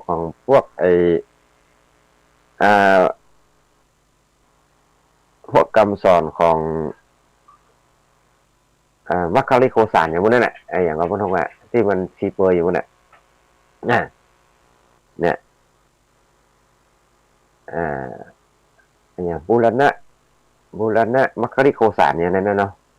แต่บ้าก็จำไม่ได้เดี๋ยวเราก็ต้องไปค้นดูบุญที่ว่าอันมาเที่ยวบุญมาเที่ยวบาปนะมาเที่ยวบุญมาเที่ยวบาปมันก็มีเนี่ยเพราะว่าสอนให้คนบาปมามีบุญมามีมันก็มีเหมือนกันผมว่าเนี่ยยังบุญมามีผลบาปมามีผลเนี่ยไอ้พวกท่านไอ้ลัทธิเจ้าลัทธิที่สมัยก่อนในมัคคาริโคสานมันนั่นน่ะมันจะอู้ถึงเรื่องพวกเนี้ยชีเปย์เนาะคณะสัทธาทั้งหลายมาใช้เวลามาชั่วโมงปลายหน่อยๆเนาะตะกี้ก็มีญาติโยมที่มีไลน์จะมาฟังมาติดตามเคยฟังที่ขึ้น96วัดพระราชโดยสุเทพก็ออกวันเสาร์วันอาทิตย์ตอนจะมาอยู่โดยท่านอาจารย์พระมหาวิษณุจารุธรรมโมเนาะวัดเจ็ดลินก็ได้ออกช่วยเพิ่นพ้องเพิ่นออกถึงวันเหมือนกันออกถึงวันออกที่นั่นถึงวันนะแต่เมื่อย้ายมาอยู่วัด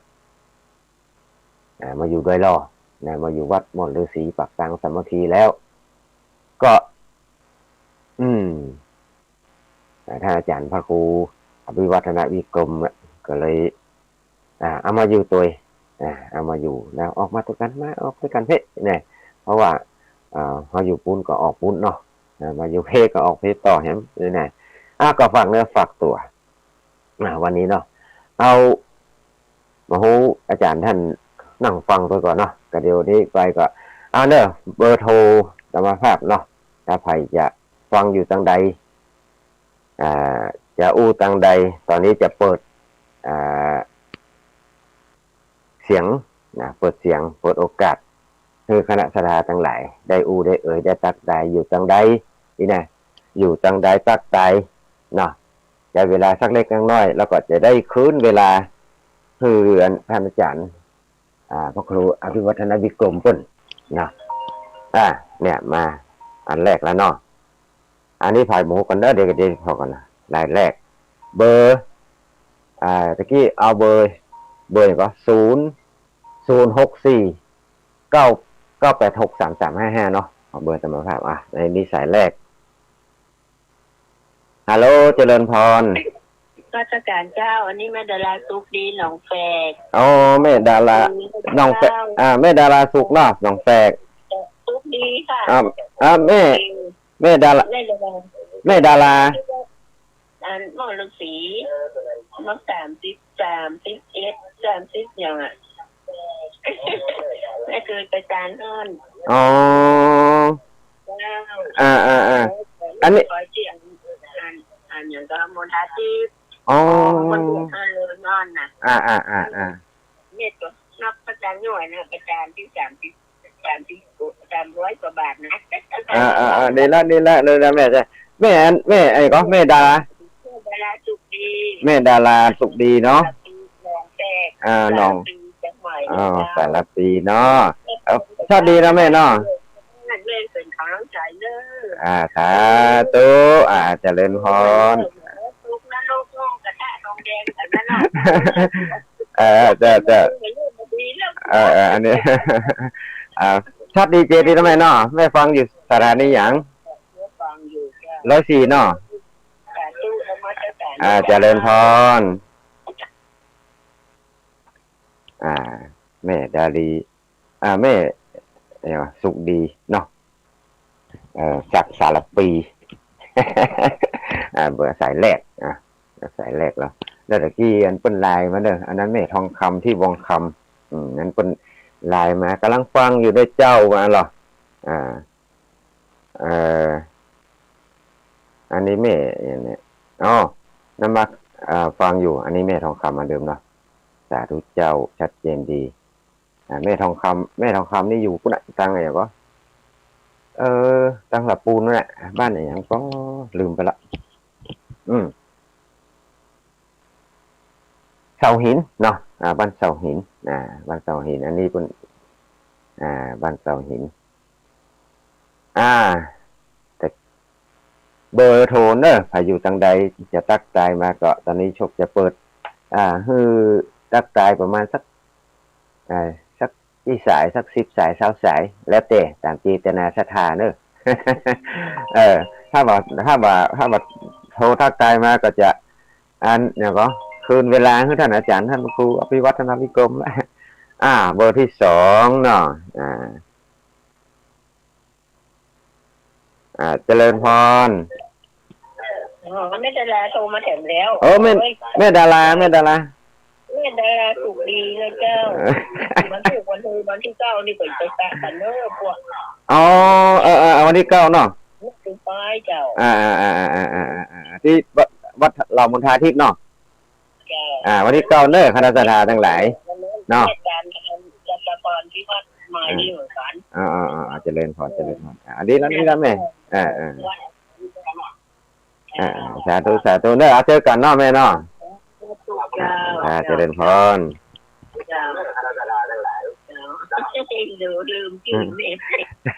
แม่ดาราสุขดีเนี่ยมันต้องจดนะเวลาคนเฒ่าคนแก่นะอย่าไปว่าอันว่าอีเนอะว่าอันว่าอีนี่บางที อ่าอันนี้แม่อย่างเยเพิ่นเป็นเพิ่มเพื่อนคนเป็นโทรศัพท์นะเพิ่นนั้นคงจะบันทึกเบอร์อาตมาภาพไว้ละแล้วอันนี้ก็เลยเพิ่มไว้มันเลยเพิ่มขึ้นนี่นะเนี่ยที่บ้านนะเบอร์ตู้ลุงเชื้อเนอะนี่นะ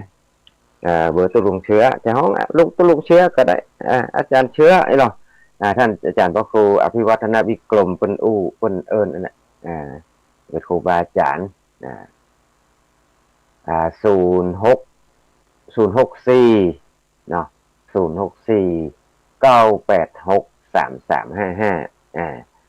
ก็บันทึกไว้มีเวลาก็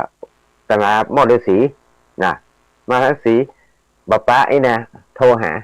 าก่อนอยู่ทางใดเนี่ยมันจังอยู่ทางหลังเนาะ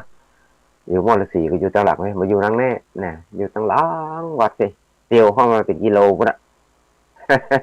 หมอฤาษีนี่เป็นกว้างเนาะมันกว้างกว้างขวางนี่กันแต่มาภาพกันอยู่ทางวันนี้กันอยู่คนเดียวเนี่ยเงียบนะเงียบอยู่ดังๆเพ่วัดมาดังเพก็ได้ปะหลายตนหลายองค์เนาะมาวัดเหล่ามณฑาทิพย์ไปวัดปากกลางเจริญวะท่านอาจารย์พระครูวัดอภิวัฒนวิกรมเนาะแหมสายฮัลโหลนมัสการค่ะเจริญพรอันนี้อยู่ดอยน้อยพัฒนาหนองหานสันทรายค่ะหนองหานสันทรายเนาะ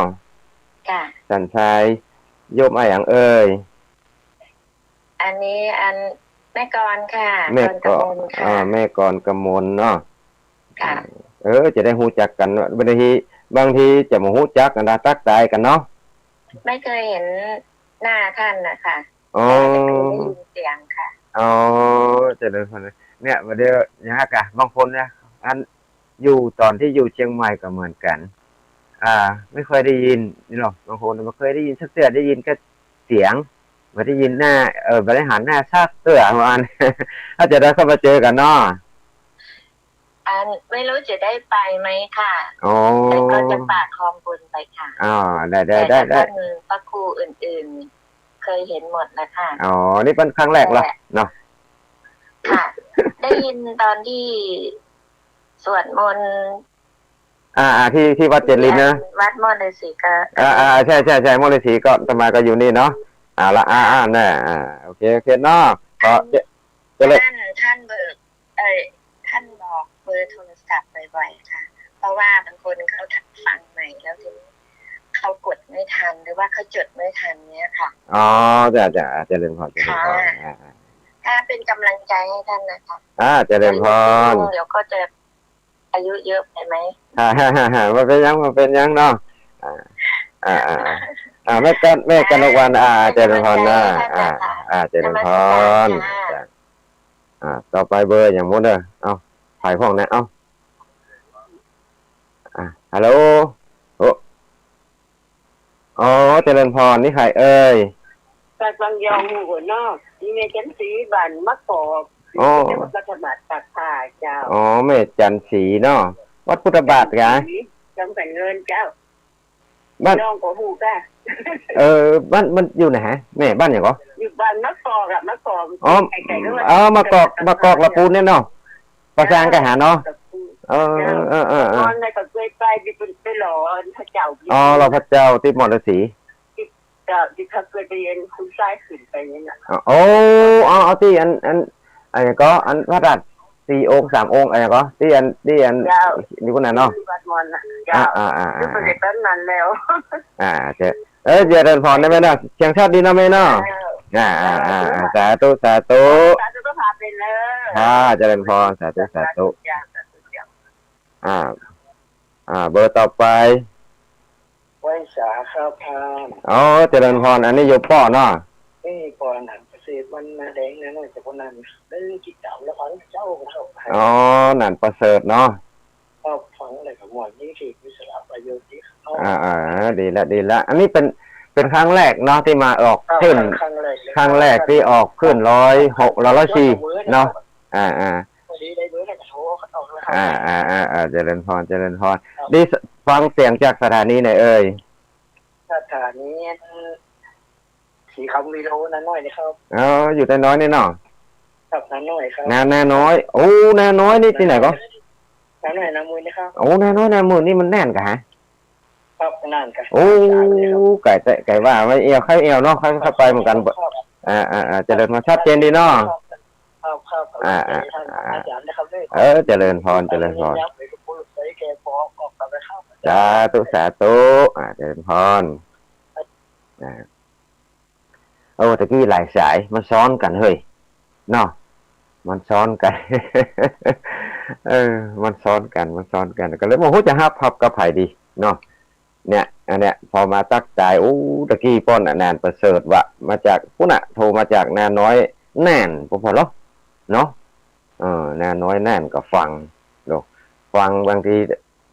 ท่านอาจารย์พ่อครูอภิวัฒนวิกรมพูดว่าขึ้นมีขึ้นในอย่างห้องก็ตะเกียเขาก็ว่าอันมีในเนี้ยมาใช่กะอันนี้ออกอยู่เนาะมาล่างไปปิดอันนี้กะอาตมาภาพก่อนมีขึ้นในอย่างห้องก็ตะเกียเขาก็ว่าอันมีในพอดีมันอยู่ไหนนี่เนาะ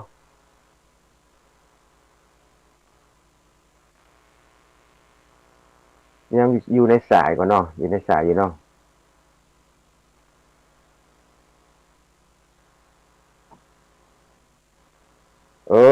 มาล่างวางเสียง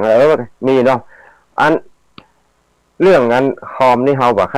รฮู้เรื่องนะเครื่องนี้ก็เครื่องใหม่แท้เครื่องใหม่ซื้อมาอันเอาออกวิทยุใจออกวิทยุอย่างเดียวก็ยังบ่ฮู้ใจมันเตื้อยังบ่ฮู้ใจเตื้อออกไปตัวจะไปโกดหาหั่นโกดหานี่ก็กลัวมันหายกลัวเสียงมันหายนะ กลัวเสียงมันหายตักใจมาได้เนาะเอาละโมโหวานท่านอาจารย์วันนี้วันแรกที่ตัวลุงเชื้ออาตมาภาพได้มาออกรายการวิทยุเนาะก็มาสายแล้วเอาเขารับสายได้ก่อนฮัลโหลสมัครการเจ้าเจริญพรตัวลุงเชื้ออีเนาะเจริญพรแม่นจ้าอาจารย์สมวันนี้จ้าแม่สาวแม่อายนะเจ้าอันนี้อยู่แม่อายฝางเนาะเจ้าแม่จันสมเนาะแม่จันสมอะไรก็มันนี่จักนี่เนาะวันนั้นไปที่เจอกันอยู่กันหาที่เขาไปวัดพระบาทอุดมวันนั้นนะเนาะไปวัดพระบาทอุดมวันนั้นไปได้ไปสักกรรมเพราะว่ามันเปิดมีงานกีฬาอสม.เปิดมือขาดต่อเป็นอสม.ตัวแต่ว่าฮู้สึกว่ามันอันไม่ในจักอ่ะวันนั้นไปหันรายชื่อคนที่ฝากช่องซอกอย่างวันนั้นมีจันสมมื้อนี้จังนี่ไหนแล้วก็ทำว่าก็จำได้อยู่เด้อวันนั้นก็ไปทุกคนเนาะอยู่ไม่นี่ชัดเจนดีเนาะเจ้าฟังอย่างนั้นเจ้าคำหวานไปโอเคเนาะเจริญพรเด้อแม่เด้อเจริญพร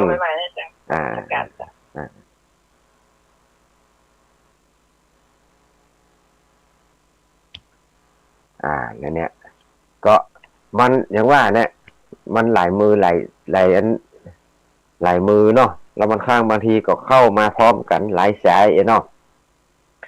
บอกว่าสายใดเป็นสายใดเนี่ยมันคอมพิวเตอร์ท่านอาจารย์พระคุณนั่นอาจารย์พระครูอภิวัฒนวิกรมประกอบไลน์มาโดยแนะนำมาตัวลองว่าจะฮับสายละกี่นาทีดีเนี่ยเพิ่นก็ว่าเนาะต่อมาก็บอกเคยสักเตื้อนะแต่ก่อนนี่บอกเคยฮับสายเด้อบอกเคยฮับสายภายสักเตื้อบอกเคยฮับสายธรรมะอย่างเดียวนะทักใจบัดจ้างบัดจ้างก็ได้กับโทรศัพท์นี่นะตัวออกโทรศัพท์ไปตัวออกวิทยุไปตัวนี่นะมันก็สำคัญเนาะสำคัญบางทีเฮาเพิ่นฮ้องว่าอย่างว่าวิสาสะความคุ้นเคยพ่องวิสาสะปรมายาติความคุ้นเคยบางทีมันก็จะลุดพ่องนะลุดกรรมที่เฮาเคยใจเนี่ยแต่ว่า เวลาออกวิทยุมาควรจะใจอีนะอย่างเวลาเขาอู้โทรศัพท์เนี่ยเขาจังจ้าเนาะเนี่ยเขาจะเขาสุขุมเนี่ยเป็นครับพ่องเป็นเจ้าพ่องเป็นจ้าพ่องนี่แหละแล้วเขาออกวิทยุเขาลืมตัวน่ะมันลืมตัวไปก็เลยขอสมาอภัยญาติโยมทั้งหลายตัวนะบางทีก็ตู้เจ้านี่อู้กับญาติโยมเป็นจ่าเป็นจ่ามันจะเป็นอย่างนั้นเนาะอันนี้ธรรมภาพก็พยายามนะวันแรกเนาะก็ให้จะได้ผิดพลาดประการใดจะได้ก็สมาอภัยกับพ่อแม่ครูบาอาจารย์บางทีกำอู้กำจ๋าอาจจะคัดหูคัดใจคัดตาคัดใจหน่อยก็ยินดียอมน้อมรับเนอะ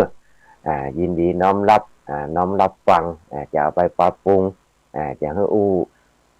ให้มันดีให้มันงามขึ้นเนาะครูบาอาจารย์ทั้งหลายก็ดีซึ่งกับผมเองหรือว่าธรรมภาพก็มาจัดในงานวันแรกนะท่านอาจารย์มโหท่านอาจารย์พ่อครูอภิวัตยังอยู่ก่อนเดี๋ยวจะได้คืนเวลาให้นะตอนนี้ได้อีกก่อนละมดที่ใช่มดปุ่มแล้วเนี่ย4:39 นาทีแฮม3 นาทีก็พอแล้วพ้นเวลาถึงตี 5กันนั่นเนาะพ้นเวลาถึงตี 5เนี่ยถ้ามาอ่านก็อย่างว่าเนี่ยอันนี้เอาอู้อีกก่อนอู้ตักใจกันเนี่ยเนาะอนาสถาทั้งหลายนักศีลนักบุญผู้ใฝ่ศีลใฝ่ธรรมทั้งหลายนะเอาธรรมะมาฝากอย่าไปลืมเนอะอนาสถาวันที่9นี่ก็ที่วัดเรามุนทาทิพย์เนาะคนก็มีงานเหมือนกันก็มาก็ฟังจากท่านอาจารย์พระครูอภิวัฒนาวิกรมแล้วก็วัดอย่างช่วงงานเนาะถ้าจะให้ประกาศงานต่างๆก็ประตังผู้อำนวยการเนาะผู้อำนวยการพระครูอภิวัฒน์พุ่นเนาะเพิ่นจะดำเนินรายการเพิ่นจะประกาศเนาะจะมาภาพก็เรื่องธรรมะธรรมะอย่างเดียวฮับสายคณะสัทธาเหียจะได้ก็มีอย่างก็เอิ้นหากันบ้านงานบุญงานกุศลอย่างต่างๆจะได้ไปช่วยกันเนาะเนี่ยคนน้องว่าช่วยกันทนุบำรุงบอนพุทธศาสนาบุญที่ไหนก็ไปกันช่วยกันวัดท่านวัดเหนือวัดใต้ขึ้นสถานีเนี่ยเมื่อกี้นะมาฟังแถวถึงหน้าน้อยขึ้นมนต์เสียงธรรมแม่แจ่มพ่องอย่างเงี้ยหลายที่เนี่ยก็ไปขึ้นวิทยุขึ้นสีขาวเนี่ยวิทยุสีขาวผู้ชาวประชาพ่องมนต์เสียงธรรมพ่องเนี่ยขึ้น104 198เนี่ยเนาะแต่มาก็มาได้โจทย์ไว้เนอะ มาได้โจทย์ไว้ยังไงก็ขอโทษเลยออกสถานีไหนก็ฟังสถานีนั้นเนาะเอาละก็จะได้นำรายการ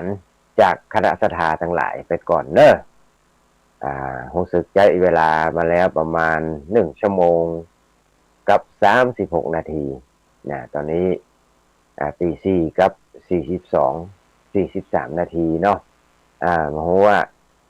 กราบไหว้สาท่านอาจารย์พระครูอภิวัฒนวิกรมยังอยู่ก่อนท่านอาจารย์ถ้าอย่างไรครับยังอยู่ก็ตอบผมมาตัวเนาะผมจะคืนรายการให้ไปก่อนแต่ผมจะได้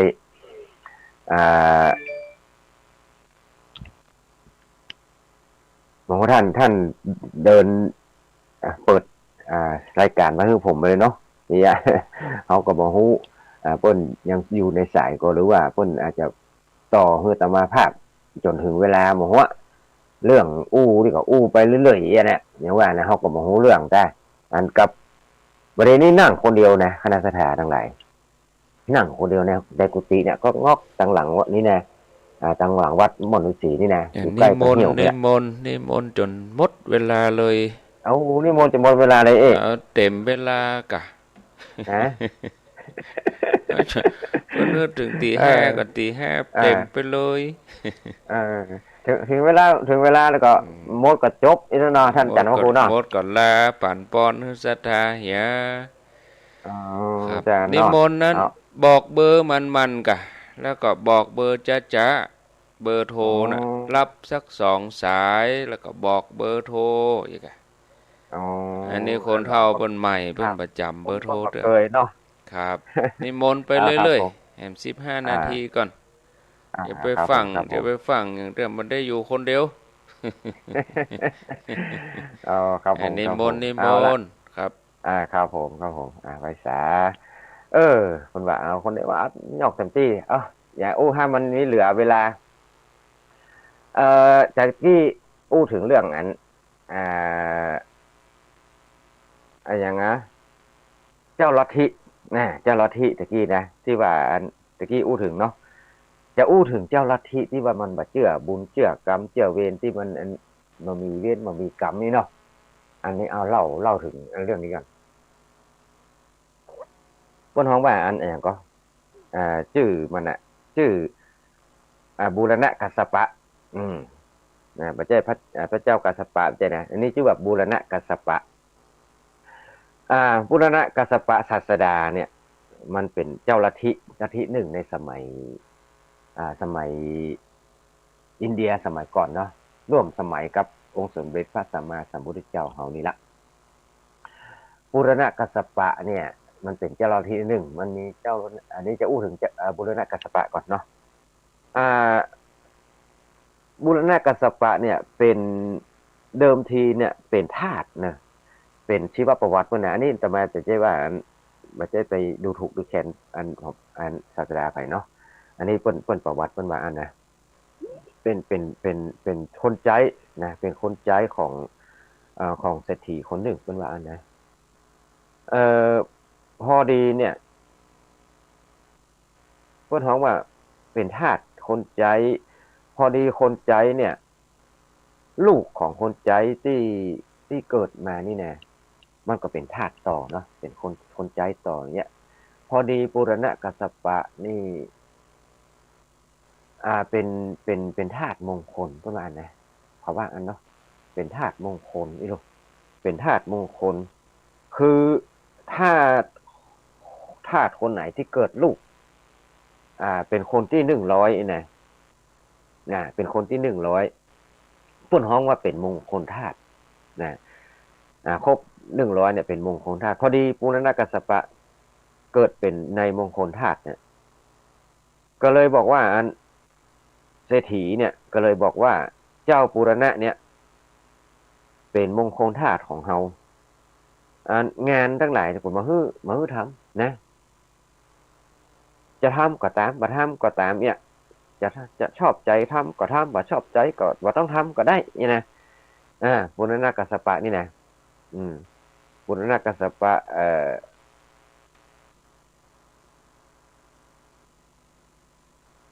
ศาสดาของอันลัทธินี่นะเจ้าลัทธิหนึ่งเนี่ยนะแล้วก็เกิดในเพราะว่าบูรณะกัสสปะนี่เกิดในเป็นโชคดีแล้วเนาะเขาถือว่ามันโชคดีเกิดในคนที่100เป็นคนธาตุที่100พอดีก็เลยทำให้เมื่อใหญ่ขึ้นมาเนี่ยก็เลยบูรณะกทาชายในบูรณะเนี่ยเป็นเจ้าสำราญนะก็เลยเพราะว่าอยู่อย่างสบายเนี่ยมีความอยู่สังสบายเนี่ยเหมือนว่าเหมือนปัจจัยธาตุบ้านเถอะนะเหมือนปัจจัยธาตุก็เลยงูใครเอวก็เอวค่อยจะทำอะไรยังก็ทำแล้วแต่นะเพราะว่ามันเป็นมงคลธาตุเราจักใครเที่ยวก็เที่ยวจักใครเล่นก็เล่นมันมีใครบังคับบัญชามันมีใครบังคับมันมีใครบอกมีใครกล่าวอันนั้นถือว่าอันถือตัวเก่าอันก็เลยได้ใจนะกันวันหนึ่งนี่ถ้ามันก็จะหมดบุญหรือว่าจะได้ก็มาหัวเนาะมันอาจจะ มันจะหมดบุญหรือว่าจะหมดเวรมันกรรมอย่างใดนึงก็จะคาดเดาได้จะมันเวรกรรมของมันก็จะมันหมดบุญของมันก็แล้วรู้มันนะเนาะมันเกิดก็เลยบูรณะกันสปันเนี่ยมันก็เลยคิดว่าเฮาอยู่นี่มันมีประโยชน์อย่างเฮ้ยเนาะอยู่ไปวันหนึงก่อนนะทำงานก็บ่ได้ก็บ่เหมือนเปิ้นนะเพราะว่ามันบ่เคยทำหรอกมันเขาบังคับมันก็เลยบ่ทำไงเนาะบูรณะเนี่ยมันก็เลยบ่ทำอยู่นี่ก็อยู่อันนั้นก็เลยอยู่ไปก็เลยเหมือนอยู่ไปก็ยุ่งกุ้มใจหรออย่าอันเลยนะเข้าไปหาหนีจากบ้านนี่ไปดีกว่านี่หรอควรจะออกจากบ้านก็เลยไปเอี่ยวว่าอันไปเที่ยวในโลกกว้างก็เลยก้อยกลับมาก็ได้ไม่เข้าไปเอี่ยวกันเลยก็เลยว่าเมื่อในคิดในใจเจ้าอันบูรณะเนี่ยก็หนีเนาะรอบหนีจากบ้านเศรษฐีโดยเอาของไปตัวสักหน่อยหนึ่งเนี่ยเอาอย่างก็เอาเงินเอาสตางค์ไปตัวว่าเอาสตางค์ไปตัวนั่นว่าเราก็เลยเอาผ้าหนีพอที่จะ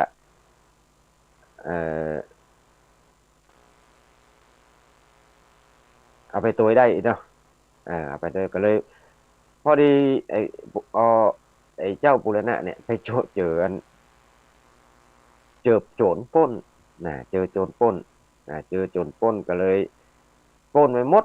แม้แต่เสื้อผ้าก็มีเนาะมันก็เลยรีบเงียบสินโจรมันปล้นบูรณะเนี่ยก็เลย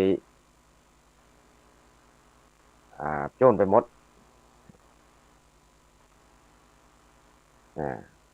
ก็เลยพออันรีบมันมีเสื้อมีผ้าสักอย่างก็เลยเป็นคนอนาถาเปลืองผ้าก็เลยเปลืองผ้าออกมันมีผ้าเนาะก็เลยหนีไปคนเอาผ้าหมดหนีไปก็เลยในบูรณะนี่ก็เลยไปอยู่คนเดียวมันมีผ้าล่ะมันมีผ้าการยืนงงอยู่นั่นน่ะมันงงโดนปล้นโดนงงจ่อเหตุการณ์ที่โดนปล้นนะบูรณะถูกโจรปล้นหรอรีบก็เลยไปเข้าไปในป่าอายกลัวว่าใครจะมาปะใส่นะเกิดความอายบูรณะนี่ก็เลยอยู่ฮะนะก็เลยมีคนหนึ่งเนี่ยมาหันใส่หันว่ามันหิวเนาะมันอดมันหิวแล้วมันอย่างแล้วมันอยู่ในป่าน่ะมันหิวแล้วมันก็ต้องออกมานะมันก็ต้องออกมา มันก็เลยในบูรณะนี่ก็เลยออกมาเสาะกินข้าวเลาะเสาะขอข้าวเพิ่นกินเขาก็เลยหันว่าในบูรณะเนี่ยมันว่าใส่เสื้อใส่ผ้าน่ะเพราะว่ามันหิวเนาะมาใส่เสื้อใส่ผ้าหิวโหยแสบท้องขึ้นมาละความละอายก็บ่มีสุดเดินเซิงซัดโซเซเข้ามาในบ้านขออาหารกินก็เลยคนหันใส่ในบูรณะกัสสปะนี่นะเป็นนักบวชอีหรอคนนี้อันคนก่อนมันถ้าจะว่าคนจากมีคนง่ายคนหนึ่งเนาะมันเนาะมันจะคนง่ายคนหนึ่งมันหันใส่เนี่ยแล้วว่าคนนี้ให้เป็นนักบวชเฮ้ยเนาะปฏิบัติมักน้อยสันโดษแม้แต่ผ้ายังมานุ่งนี่หรอวะเตะโดนจนปล้นเนาะมานุ่งเฮ้ยเนาะเป็นมักน้อยสันโดษให้เป็นพระอรหันต์แกนี่หรอเขาว่าอันนะเขาเล่ากันนะเขาก็เล่ากันก็เลยว่าเลยเป็นกันดังกันไปไอ้แกก็เลยว่านี่ต้องเป็นพระอรหันต์แน่ๆเลยนะทำไมนั่น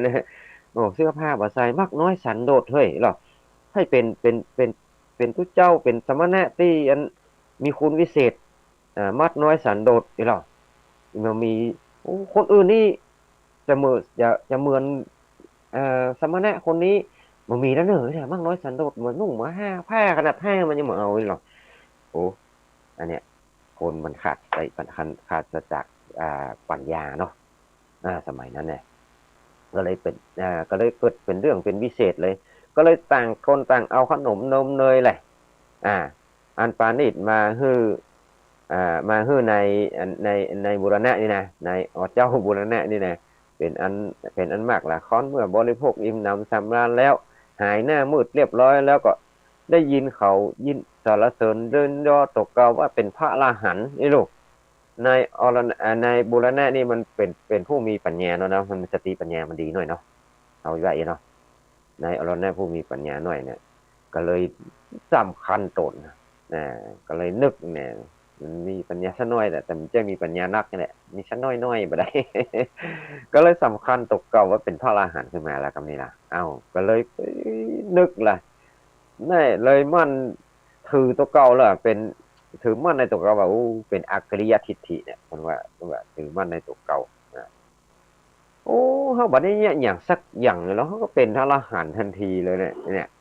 ว่านะปัจจัยนี้เนี่ยอย่างสักอย่างนี่ลงเป็นพระอรหันต์ขึ้นมาทันทีพอโดนคนนับถือเนาะ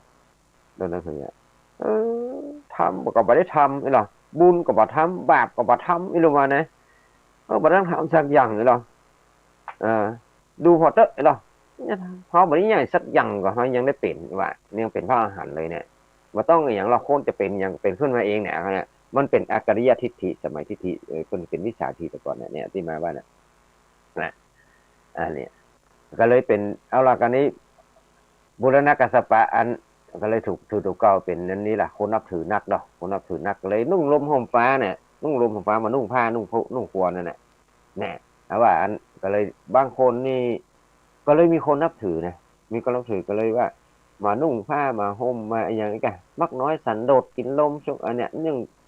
แต่มาอันเนี่ยก็บางคนก็คงเคยเห็นเนาะคนที่ไปอินเดียเนี่ยที่ว่าไปมานุ่งผ้านุ่งครัวนะ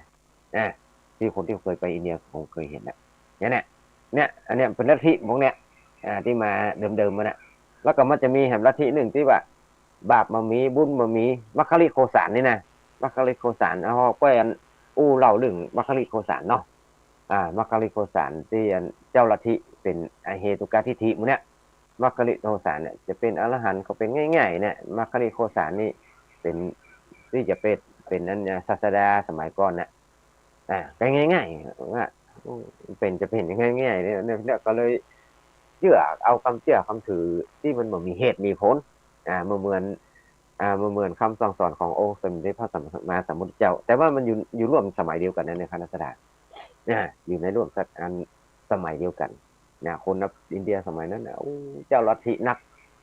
เจ้าลัทธิสังหกสัญชัยเวชบุตรพ่องเป็นหลายลัทธิที่เขาเคารพนับถือนะแล้วก็พุทธศาสนาก็เกิดขึ้นเมื่อพระพุทธเจ้าตรัสรู้อริยสัจสี่ความจริงสี่อย่างความจริงพระพุทธเจ้าได้ลองมาหมดแล้วเนาะลัทธิต่างๆหาครูบาอาจารย์ทั้งหลายทั้งแรงฤาษีชีพายทั้งหลายต่างๆเนี่ยพระพุทธเจ้าเพิ่นก็ไปฝึกก็ยังอดข้าวอดน้ำอย่างก็มีทำมาหมดแล้วมาเด้อเนาะทำมาหมดแล้วมหันต์ไปใจต่างควรทุกเนี่ยมาเมื่อพระพุทธเจ้าได้ตรัสรู้เป็นอนุตตรสัมมาสัมพุทธเจ้าแล้วก็เลยได้แสดงธรรมให้หมู่เฮาทั้งหลายได้ฟังก็เลยสืบทอดพุทธศาสนาจนถึงปัจจุบันนี้เนี่ยอันเนี้ยมาจากประเทศอินเดียพุ่นน่ะเนาะเอาละตอนนี้ไปเวลาหมดพอดีตะกี้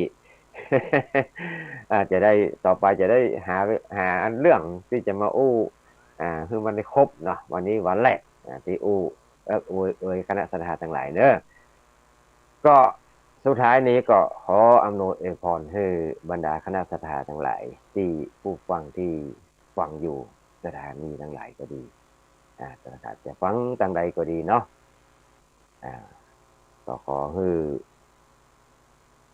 บรรดาคณะสถาผู้ใฝ่ศีลใฝ่ธรรมผู้มีศีลผู้มีธรรมทุกท่านจงเจริญด้วยจตุพิธพรชัย4ประการมีอายุวันนะ